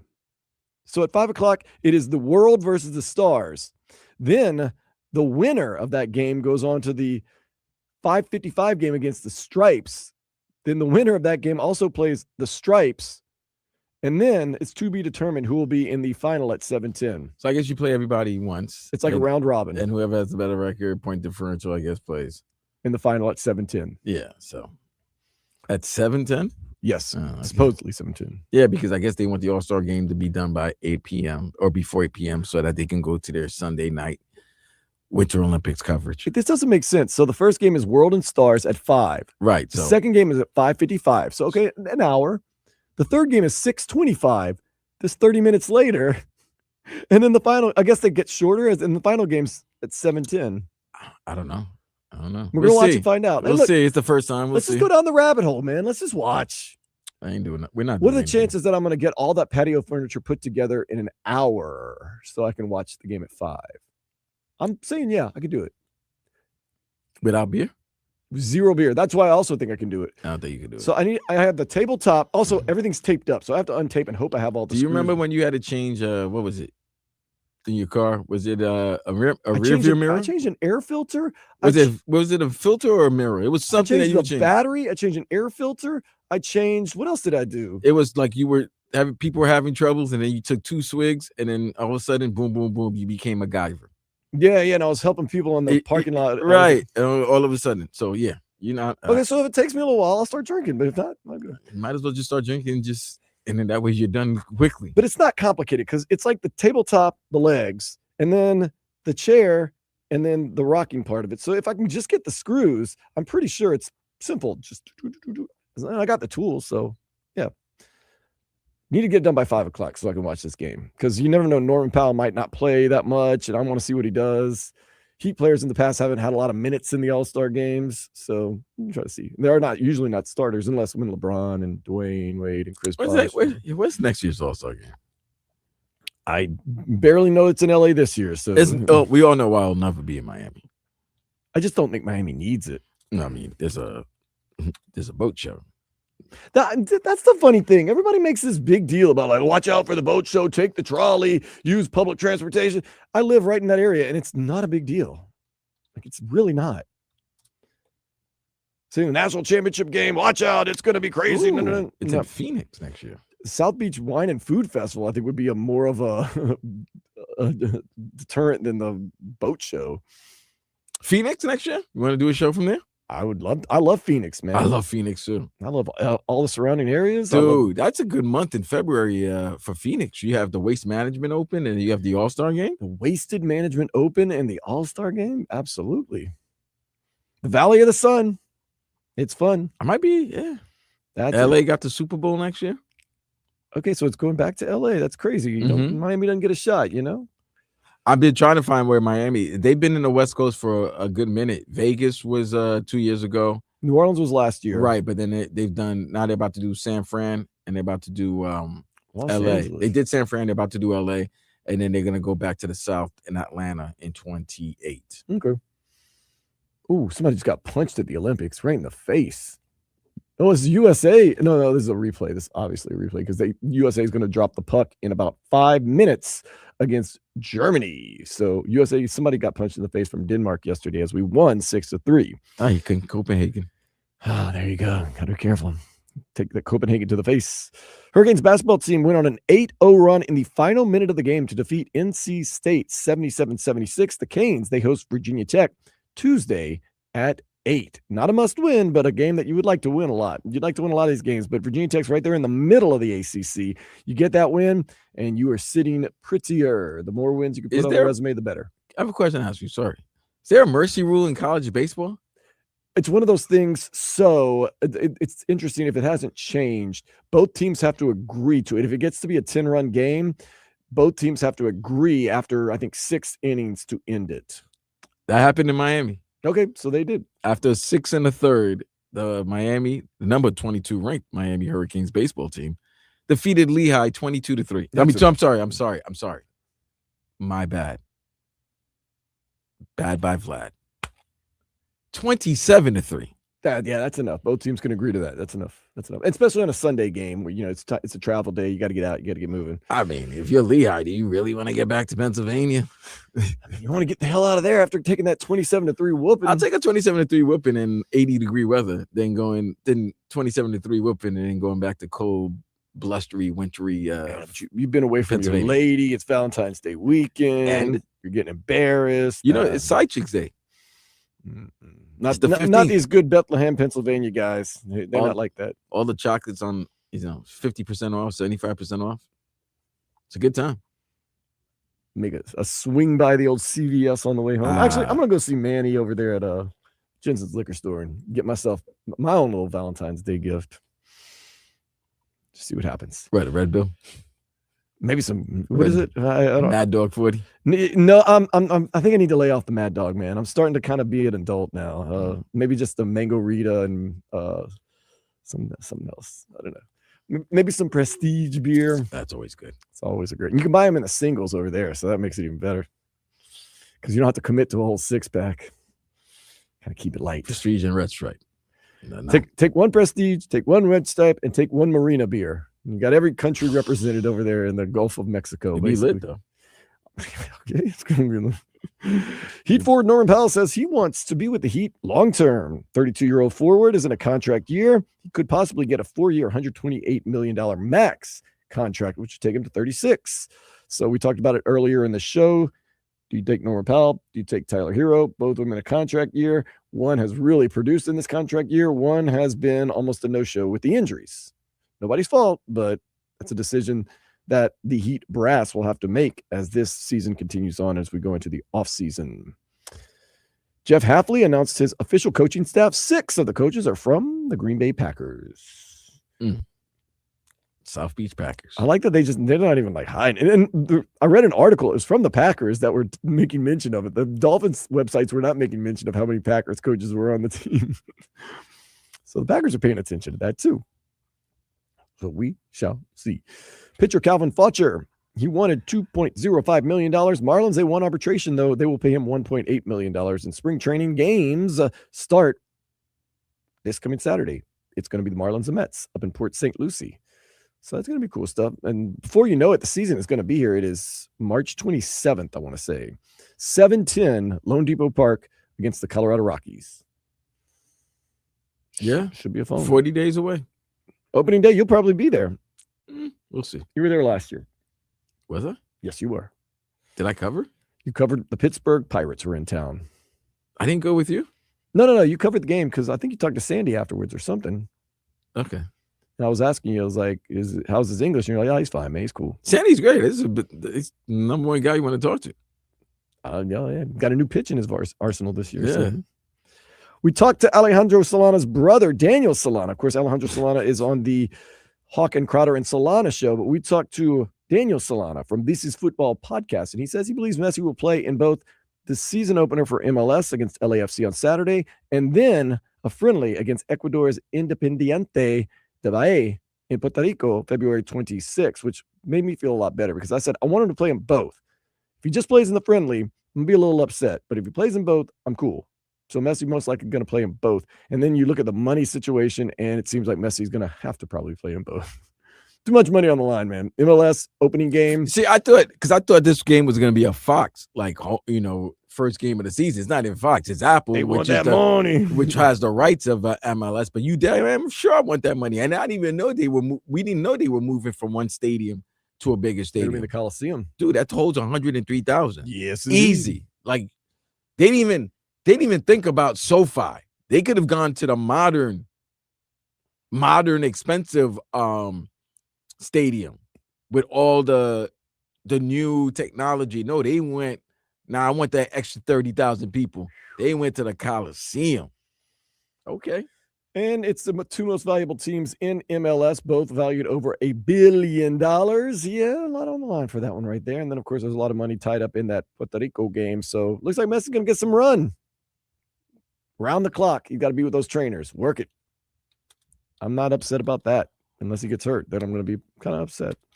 Nonetheless, Team Canada, they won big over Team France today. In hockey, over there at the Olympics, Brad Marchand did not play. It was rest. They're saving him for the tournament. The United States team just got underway against Team Germany. They are 10 seconds in, and it's a 0-0 tie. And Adam Silver, start laughing. He's considering all avenues to help curb tanking in the NBA. Well, have you ever seen Bad Santa crap in one hand and hope in the other and see which one fills up first, old Adam Silver? See which one fills up first. Speaking of filling up first, let's go ahead and take a step into the day spa. This recent cold snap we had here in Florida that seemed like it went on for like 2.5 weeks, at least for us. It seemed cold. Okay. It was cold. One of the things that everyone talked about as it gets chillier here in South Florida is the iguanas and how they freeze. Oh, man. Some of them are freezing, bro. So a Florida man recently catching some heat online after posting videos of him completing the whole entire process. Good wordplay there. It's catching heat. We're talking about cold iguanas. I see that. Picking up the frozen iguanas, cooking them, then eating them in taco form. What's wrong? What's wrong? I mean, I know they're invasive species. Okay. Are you going to watch a video of a man taking a... I'm not going to watch a video, but what's wrong with him doing it? A helpless, paralyzed animal, videotaping that. Helpless? They're in a state of paralysis. I mean, you should have felt the cold wind. You should have known, the weather was about to drop. Get your ass in some warmth. I'm just saying, listen, if you see a whole bunch of frozen iguanas, what are you gonna do? Just let them chill there? Yeah. Wait till the sun come out? You gonna give them heat? You gonna put a blanket on them? Some people do put blankets. I saw as I walked in Jensen's liquor store. I was walking the other day. There was lizards and blankets. I was like, all right, cool. So you're gonna comfort. You're gonna comfort the iguana with a comforter. Huh? I just let them lie. I don't give blankets to anybody. So either you let them go or you cook them, and then you eat them in taco form. I don't know about. I mean, if that's his likes, What would be your kink shame? I'm not a kink shame. Okay, what would be your preferred way to eat a lizard? I'm not eating lizard. Okay, I was just asking because some people do stew, some people do steak. I'm not eating some lizards. People do taco. I don't eat lizards. I'm not a lizard eater. Not a lizard eater. But if that's his thing, and there's a whole bunch, you don't know what people's And I mean, okay, maybe that is your thing. Is there need to put it on video? The process. See, this is where I agree with you. You don't need to showcase it. You don't need to brag about it. But people like attention. People like clicks. People like clicks, and then all of a sudden, there's gonna be a boring day, not much in the news somewhere, and that's gonna be a story. I mean, remember, we are the society that gave Tiger King notoriety. We call them country folk in the South, but right. But COVID, Netflix, nothing to do. That was entertaining. Everyone was talking about it. Everywhere I went, I'd be sitting at the beach, but not at the beach because the beach was closed, but on the boardwalk, and I'd hear, I gotta go home and watch this show about a guy that has tigers. He's really like that's funny. RVA Richie said those iguanas are the chicken of the tree. That is what they have been referred to. Yes. Chicken of the trees. That's funny. And you can text in 305-567-05-6561. Text in exactly what Vlad just said. February 15th is Side Chick Valentine's Absolutely. Day. And we are a month away for the greatest holiday of all. Once again, the men Valentine's Day. I know. If you don't know, look it up. It's Steak and Wholesale Club. Yes, it's Steak and Wholesale Club Day. Oh, yeah. By the way, the Daytona 500 is being run right now in front of 800,000 people, by the way. Really? No, I think it's like 150, maybe. Let's see. Let's see. I talked to the guy from the Daytona 500, but it was so long ago. Let's look it up. So remember, March 14th, folks. It might be 300,000. It might be 300,000. Get your Steak and Wholesale Club. It's 101,000. Is it 101? It says 101. Messi's going to play in front of that. I'm saying. We also got. That's where you know what? That's where Messi needs to play in some of these great college football stadiums. Can you imagine like if he played a team in Detroit at Ann Arbor? I just looked up. We were talking to Dan Solana just a couple of minutes ago. Miami Freedom Park, which is opening up right by the airport. Capacity 25,000. It's a big park for soccer in the United States. I don't know how much does Chase Stadium hold? I would say probably maybe 10. They know what I'm looking for. Chase Stadium holds 21. Okay, so no, it's not that big. So 4,000? It's only 4,000 bigger. But of course, remember, Chase Stadium had to add a lot of extra seats in the corners. No, saying, I sat in that corner one time. It's pretty cool. Can he get 30, 35 for the great number 10? Well, of course, the great number 10 is not going to be there and when the stadium. He's going to be there at least for ages. 2 years. Yeah. But then you never know. You could get another star. There's only so many Antoine Griezmanns you can reach for. Only so many Rodrigo de Pauls you can reach for. There's only so many Kylian Mbappes that may be willing to come over. We'll see. Chicken of the trees. Oh, my goodness. All right, let's talk about the Miami Hurricanes basketball team. It's a feel-good story. Let's see if they're going to do some dancing next. But right now, I say they're in, but there's still a lot more to be done. So we're going to talk about that next year on 104.3 FM WQAM.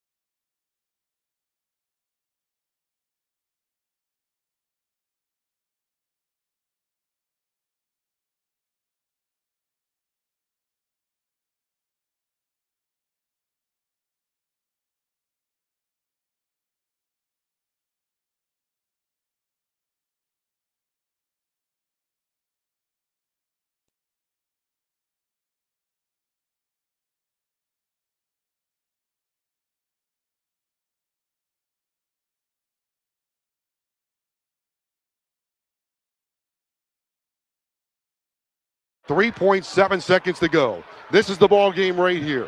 Uday will guard the inbounder. Miami by 1. Inbounds goes to Abel. Abel around Washington. Abel lets it fly for the win. No good, and Miami wins. Miami comes from behind, and Miami wins. They're cavorting in delights. There's a celebration for Miami. The Hurricanes win in dramatic fashion. They come from behind and win it 77-76 on 3 free throws by True Washington. 8-0 run in the final minute as the Miami Hurricanes win their 20th game of the year against NC State. Joe Zagacki having himself a year, making that run with the Miami Hurricanes in the national championship football game. And now this Canes basketball team looking pretty strong. Jay Lucas looking to make history as a Miami coach. No Miami basketball coach has ever brought their team to the NCAA tournament in their first year at the helm. And with the record and their resume right now, Vlad, I would say right now, it's pretty safe to say this team would be in to the NCAA tournament. I'm going to say they are. But I've watched college basketball this year. There's a lot of good college basketball teams, Playboy. So they just need to continue doing what they were doing. Because I remember watching games maybe a week ago, maybe 2 weeks ago, not too long ago. Joe Lenardi had them as the first 4 in. Okay. So when he's doing that, that's basically he has them like from 63 to or maybe 65 to 68. If you're saying the first 4 in. So they might have been one of those teams that have to play that Tuesday night, that 6 versus 11, that 11 versus 11 to see who plays the 6. But I think with the win against North Carolina, televised game on ESPN, Carolina right after they went over Duke, 11, they're coming into that game high. And Miami led from opening tip to final whistle, and then to go to NC State, a good team on the road, being trailing by 7 with a minute left in the game, and you go on an 8-0 run and you win the game. 6 games left. I really feel if they go 5-1 in these next 6 games, and then you win a couple of games in the ACC tournament, you're definitely in the NCAA tournament. So you're looking at and you're moving, and you're probably, and you know what? One final thing, you're probably with each win, you're probably moving up, maybe. Absolutely. So right now I could see Miami being between you might see them 13 maybe in some spots. They might be 11, in whatever region. But if they continue winning, they win 5 out of the next 6, and then have a great showing in the tournament. I could see them being an 8-9 or a 7 seed.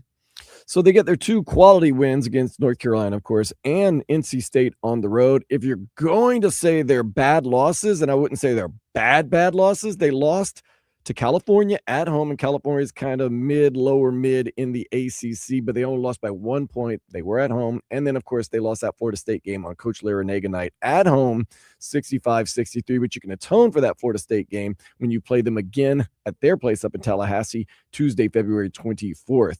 Once again, resume not complete. There's a long way to go, but you have to start feeling good about this team with the way, not just that they're winning, but how they're winning. They've done really everything they've needed to do to impress. And 20-5, that's pretty good. That 20-win mark is very, very good right there. In the ACC, being 4th in the ACC right now. That's great, but you got to continue winning. That 20-5 could be 26-5 or 27-5. That looks even better. Right. And I mean, you slip up on against a Virginia Tech or a Florida State or a Boston College. You don't want to get swept by Florida State. Yeah, and you're looking at a committee that, look, they're biased. They like the blue bloods. They don't know about all this fresh meat always coming in. You have to remove all doubt. So it's like you said, great job so far. Don't look back. It's always got to be forward, but I'm feeling very good about this team. I mean, right now, as you said, they're 20-5, 9-3 in the conference. That means they're 4th. And they still haven't played as many games as other teams. Duke has 1 game on them. NC State has 1 game on them. Clemson has 1 game on them. The only Virginia, who's 2nd in the conference, they play the same amount of games of 12 games in the conference. So you go, like I said, 5-1, in the next 6, that means you finish 14-4 in the conference. That's a hell of a season for Jay Lucas if in his first year to go 14-4 and win over maybe 25 games in your first season as head coach of the University of Miami. Realistically, though, if you finish 4-2 in these last 6 games, I think that's enough to make a strong case. 13-5 would be great. I think finishing in the top 4 in the ACC tournament, I believe you might get a bye if you finish in the top 4. I think you get a round 1 bye. So if they can, that's the other thing, Dan. If they get a round 1 bye, and I mean, there's 2 days of tournament play before them. There's a lot of days because there's that first Tuesday, and then there's the Wednesday, and then you start Thursday. Yes. So, yeah, they would get that Tuesday and Wednesday off probably, and then have to play Thursday in the quarters, and then Friday they play in the semis. They'll probably have to play. Well, if Duke finishes 1 and they finish 4, they'll probably play Duke in the semis, maybe. That would be if this, yes. Right. And then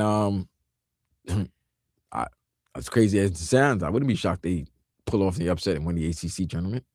It happens every year. Somebody surprises you. But just to say that you're in the same breath at this point in the season with the likes of Duke, Virginia, and Clemson, and you're ahead of North Carolina, NC State, Louisville, that's pretty good. A first-year coach in Jay Lucas and a team that, like I said, as of a couple of months ago, didn't have a player on the roster.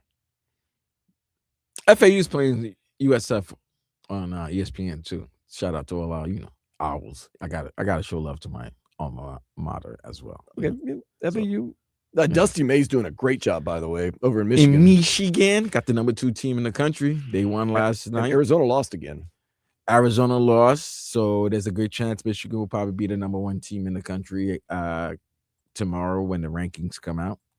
But Florida Atlantic and USF are in a real good battle on ESPN2 right now up in Boca.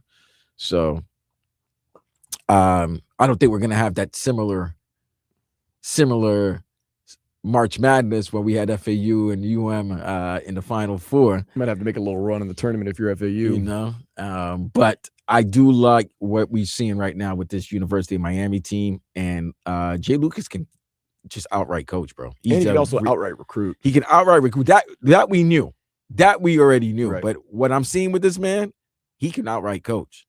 He gets his message to his players. They understand, they listen, they execute. Maybe his way's different, maybe a little bit more modern, but it seems to me these kids listen to him and they listen with intention and direction. And got to give him credit for that. We asked that last year when Jay Lucas left Duke early before the tournament even started to say, well, what's the big deal? What's the big rush? Apparently, somebody was telling me that Miami just wanted to lock him up because they believed in him so much that they were ready to do what it took to get him on campus as soon as possible, if that meant even leaving Duke, doing whatever it took to get him on campus. And right now, it seems like whoever tried to get Jay Lucas on campus sooner than later and not risk anything made the right choice, because he seems to be not just a good coach, but a coach that will be a very good coach for a long time. And you know what I'm really happy about? That victory against Carolina. Like you and I, we have to do the games. We're right before the actual broadcast, so we watch. There might have been a lot of fans here who probably still feeling the effects of the national title loss. They just not into it. That win against Carolina started opening everyone's eyes. Like, oh, wait a minute, the men's basketball team, they're doing something here. They might have something. So that's why I've noticed that we've been playing a lot of promos with Joe Z, promoting the games. Obviously, with the Panthers and Heat on break right now, it is good for the University of Miami's men's basketball team to take this opportunity and run with it. Yeah, and Tuesday, Virginia Tech, of course, that is going to be the That's game. at home. That's at the Kaseya Center. Not the Kaseya. I'm sorry, the Watsco Center. That's going to be an 8:00 tip, and of course, it'll be right here on. I'm thinking, Yeah. It'll be on WQA 104.3 FM because we're still not coming back to the basketball until Thursday. Oh, so they get a little longer in the NBA now. Yeah, the NBA. Yeah, you don't. It's not 2 days. You actually do get a full week off. So you do get Virginia Tech in Miami, 8 o'clock, right here on 104.3 FM, WQAM, and rightfully so. They are having a great season. They are fun to listen to. They are fun to watch, and hopefully they can keep that good mojo going. Like I said, Virginia Tech is no slouch. They sit right there basically in the middle of the ACC, but you do get them at home. They're 17-9. They need some wins to try to help their resume, their tournament resume. So, yeah, every game right now, it's going to be must win. You can't keep, if you're playing a bad team, like they're gonna play BC. You can't let BC come here to your home campus and beat you. And it was a close game against BC earlier this year. Well, that was on the road. That was on the road, Chestnut. right? So you always gonna give the home team a benefit of the doubt that they're gonna play very well in their home court. But you have SMU, you got Virginia Tech, you got Florida State, you got BC, and you got Louisville and Virginia. And Louisville and Virginia, one is ranked 15th, the other one's ranked 24th. SMU has been in and out of the rankings all year long. SMU has been in and out of the rankings, but they're also a team I feel like they have a good chance of making the tournament, but they also are 17-8 and they're 6-6 in the conference. So it's must-win time. Yeah. If you're making your push, this is the last 6 games. This is your chance to start trending upwards and making your case. So you can't lose to these bottom feeding teams, and you can't lose to the teams that are on the bubble, because then a loss to them puts you in the bubble. But I still say you go forward too. Like I said, I don't like to ever lose any games, but you beat Virginia Tech. Let's say you lose to Virginia. That happens. You beat Florida State. You beat Boston College. You beat SMU. You lose to Louisville. That's okay. You said it right now. I mean, think about it right now. If you lose to 2 ranked teams and you beat everybody else the last 6 games, Miami and North Carolina have the same record. We got the tiebreaker. And one team's going to be in the top 15 or top 20. And the other team might just be just breaking into the top 25. That's true. Yeah. So like you said, blue bloods matter and all of that, but you had that win against them, and you have 20 wins right now. I say you finish 5-1 in the next 6, 25-6. It's really going to be hard. That's hard to keep someone right. Out. Like, you've won 25 out of the 31 regular season games you've played. You don't have really any bad losses. You finish in the top 4 in the ACC, and then you win a game, and then you either get into the quarters or the semis of the ACC. You get into the semis, you're in. If you're 25-6, whatever you do in the ACC tournament, you have to feel like you're in. I don't know. I mean, this is the NCAA committee. Wacky things happen, man. Wacky things happen. So we're just going to keep cheering on. Let's one game at a time. Virginia Tech, Watsco Center, this coming Tuesday, 8 o'clock. Tickets are still available. Get those tickets. Go cheer. Listen to us before, during, after the game. Joe Zagacki is going to be fired up. It seems like national championship game, like most teams, took a day, let it sit. Got over it. Now he's back on the horse, riding high with these Miami Hurricanes basketball team, and just, feeling good because a lot of good things going on over there at the U. The baseball team won, I'm not even joking, 27-3 in 6 1/3 innings earlier today. I'm not joking, 27. No, fam, I'm looking at it. I'm like, all right. Because I told you the score is like, oh, they're winning by a lot. Then I keep on looking. I'm like, damn, they're still scoring. Then I looked at it. I'm like, oh, my God. Then I looked at one last time. It said final. I'm like, there's no way a final could be 25. Oh, my God. That's why I asked you, is there a mercy rule in college baseball? There is. So who asked? Well, there is no mercy rule. In regular season baseball. In regular season. When you get into tournament play, as far as like the ACC, SEC, there is mercy rule because they got to get these games. Oh, I got to get these games. Yeah, I got you. But no. Both teams have to agree. Usually a manager will just go over and be like, but who does that? Is it the guy that's up? Does he do this? Like, hands in the back of his pocket. He goes like, yeah. Hey, what's going on there, Spanky? Probably so. Hey, Sparky, what's going on there? Hey, man, we're up 27-5. That's you wanna call it a game, or is it the guy that's losing 27-5? Does he go, yeah, Bubby? We're not quitting, but I think you made your point. You're beating us by 22. There's only 2 1/3. Got a bus to catch. 2 1/3 inning left. I think it has to get past the 6th inning. And no, it was past the 6th. Right, that's what I'm saying. It was past the 6th. Once it's past the 6th, that's what I'm saying. So it's like, when it gets to the 6th and that, if it's past 6, so then once it gets to the bottom of the 7th, middle of the 7th, that's when you call mercy. No, I think after the 6th inning you can call mercy. So it's after 6. Okay. Well, they You called have it. to play 6 complete Okay, innings. they played 6 complete, and it was after the top of the 7th that they called Oh, it it. was after the 7th. They played 7 1/3. No, that would have been 6 1/3. They played 6 1/3 because that would have been okay. So it would have been the 7th inning with 1 out. They played 6 innings. They called mercy. They quit. It's over. Miami Hurricanes now in the top 25 in baseball. They have not been to Omaha in 9 straight seasons. We got to change that this year. Let's get a super regional. Let's get a regional. Let's get. They already, yeah, that's right. They ranked number 22 in baseball. Yes, there is a mercy rule in college baseball. Generally stopping the game if a team leads by 10 or more innings, like you said, after 7 innings. While not universally mandated by the NCAA for all games, many conferences apply this rule for conference matchup. Look at you. Look at my boy. I've covered a lot of college baseball in my life. I hate to be for better or for worse. Yeah, and it's often it's agreed upon by coaches for non-conference games to save pitching, so they didn't want to overutilize their pitching. Yeah, it doesn't help your kid to go out there his first outing of the year, give up 10 runs on no outs. Like, okay, I got a long season ahead of us. Let's go. So figure it all out. We're gonna figure it all out, Vlad. Look, I'll call you in about 20 minutes. You want to call this thing? 20 minutes? Yeah. So we've agreed. 20 minutes. This thing is over. Stick around. We got one more second. There's your mercy rule, RJ Richie. 104.3 FM WQAM.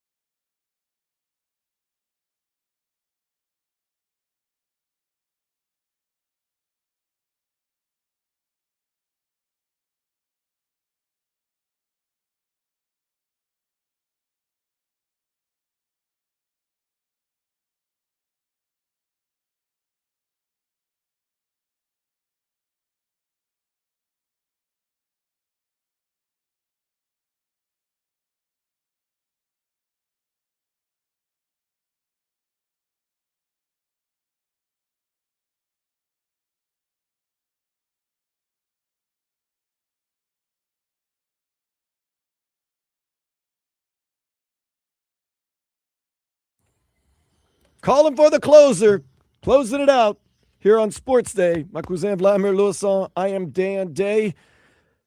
Oh man, I got to get out to Jensen's liquor store. Manny's probably working my main man, Manny. He's working probably one of those 12-hour shifts. I'm gonna grab a little something, but then I got to stay sober for a while because I got furniture to quote unquote. You might as well get drunk, bro. No, it's not. No, it's not gonna happen. You only got 3 more days of drinking.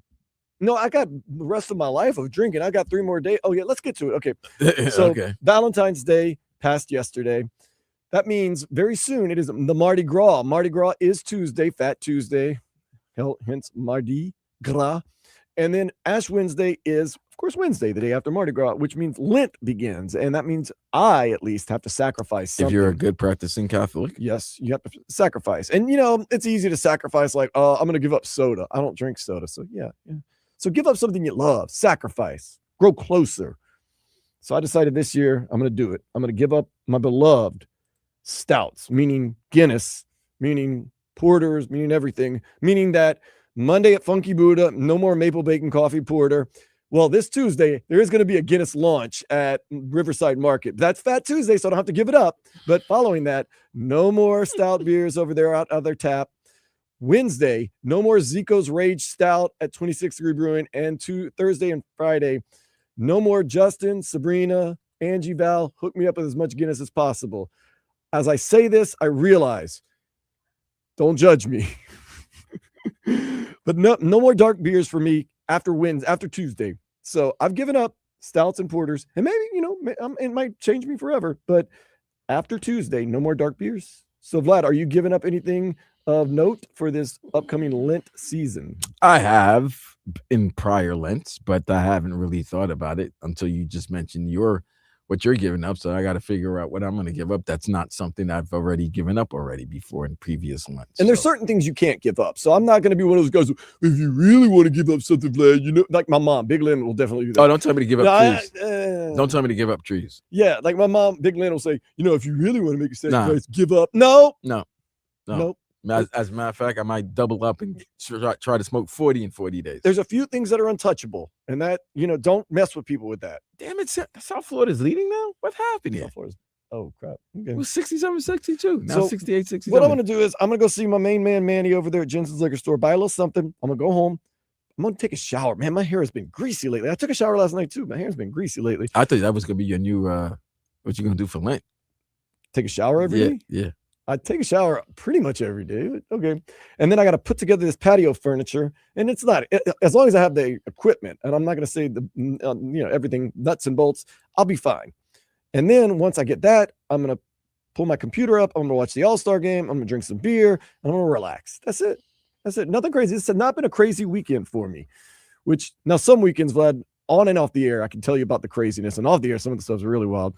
But this weekend been a little more tamer for me. So that's it. You were at old school hip hop. RVA Richie said no hair flips for 40 days. Can you do that? No, I can't do that. I haven't done that ever. I've been messing with my hair since I was 2 years old, man. Old school is great, man. It's once a month. Usually the second or third Saturdays of the month, and it's a great time, man. If you just want to just listen to old school hip hop, just want to get good vibes, don't want to have to worry about getting dressed up or anything like really? that. Yeah, just come as you are. And obviously people do get dressed up and want to look presentable, but good vibes, man. Do they have a lot of snowbirds there? A lot of snowbirds, a lot of just everything. It's a melting pot. Okay, sweet, man. A lot of mommies.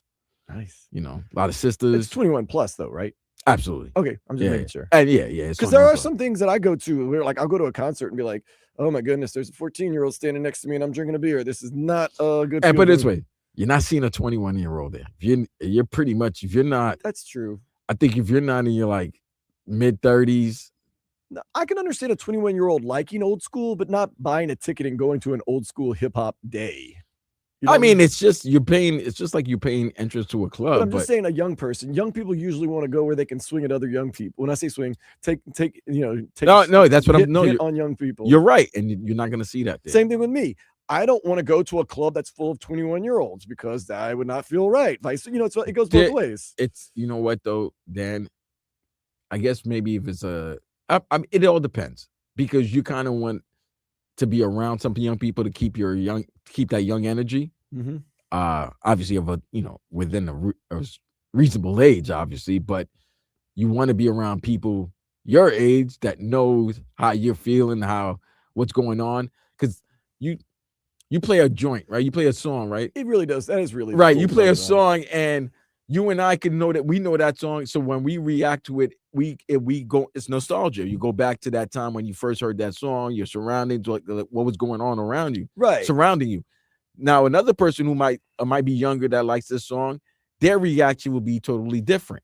Right. You and I, we hear like DMX a Party Up. They're like, oh man, that was like freshman year of college. Like, yeah, they used to have house parties in college. They were crazy. And that was happening last year. But then you don't want last night. You don't want someone to be like, oh yeah, I was listening to this when I was in elementary school. My parents used to play it for me. It's like, oh, it's a little weird. Because a lot of my friends, and the funny thing about it is, and this, you definitely know this.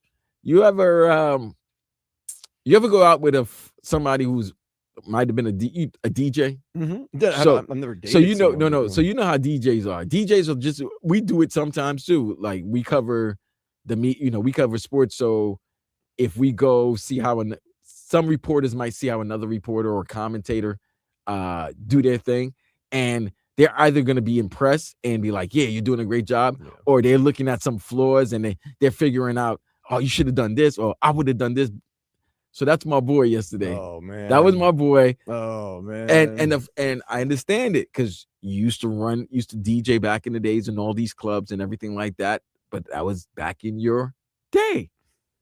This is different now. You got to let DJ so and so do their thing. You can't judge. Don't judge. It's tough for them not to judge. Yeah, because DJs think it's an art to it. I'm trying to just relax, man. But I was just there to relax, enjoy the vibes, and that happened. It's always good, man. And once this NBA All-Star game is over, because like I said, the final is going to be at 7:10. I'm guessing it'll probably over by like 8 o'clock. Maybe it's going to be done by 8, bro. Then I'm gonna do before 8. I'm gonna do my own DJ set. I'm gonna put my music on. I'm still riding the high of Bad Bunny. I might listen to some of his music. I like to always play some reggae on Sundays, a little reggae Sunday. A little mix right there. I'm sure my neighbors hate me, but then again, I don't really care. So let me ask you this, because when next time we come on, the second part of the Heat season will have started already. All right. What are you expecting in this last? What are they now? 28 and 26. I think. Expecting and hoping are two different things. Hope is that they make a little bit of run. Tyler Herro gets healthy and they start doing things. Expecting more of the same from the Miami Heat. They're 29 and 27, sitting at the 8th seed, so they're playing. I expect an 8 seed, a 7 seed. Do you think they can win? They can make up 2 games against the 6th seed Philadelphia 76ers and not have to be in the play-in? Sure.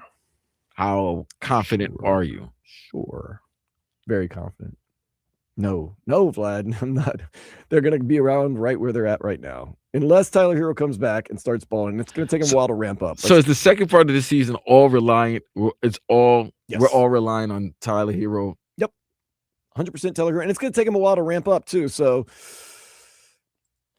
your hope is that you get hot at the very end of the season with a healthier Tyler Herro and a team that stays for the real most part healthy. Yes, I'm sorry, I have been worn down these past 3 years. The Dolphins and the Heat are starting to get to me. And when I say the Heat, I don't mean the Heat outside. I mean the Miami Heat basketball team. Starting to wear me down a little bit. Until they give me reason to believe otherwise, I have to believe they're going to continue. Like we said last week, they'll win 3 games, they'll lose 2 games. They'll win 2 games, they'll lose 3 games. And then you're like, well, what are we doing here? You're in Plainville. That's where this team sits right now. But I'm ready for it all. No, if they could just play the Pelicans more often, like, can they find a way to petition the league? They'll probably still lose. I won so many people money on that game this past week when I went on the air and was like, I don't care if the Pelicans are favored. I don't care if the Heat, half their team's not playing. They are a better team than the Heat. The Heat are going to win. And people are like, how'd you know that? I'm like, well, because I follow both teams very closely, and I know what's going to happen. I was right. Now, everything else, discount that I say, but count that. Well, maybe for the Pelicans, but they couldn't beat the Jazz. They couldn't beat the Cavs. That was bad. The Jazz that were trying. Jazz got in trouble for tanking. That's bad, bro. Like you lost a team that are purposely trying to lose. They're letting you know. Didn't lose to the Wizards though. Jeez, the Wizards. That's the most motley crew of a team. Before we go, Trae Young, Anthony Davis. They getting ready for next season, baby.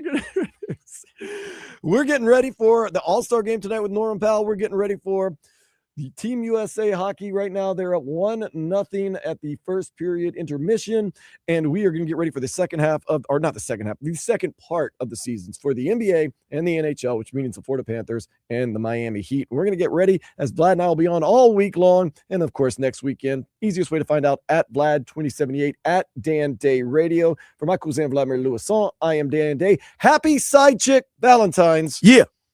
This has been Sports Day on 104.3 FM, WQAM. Later, fools.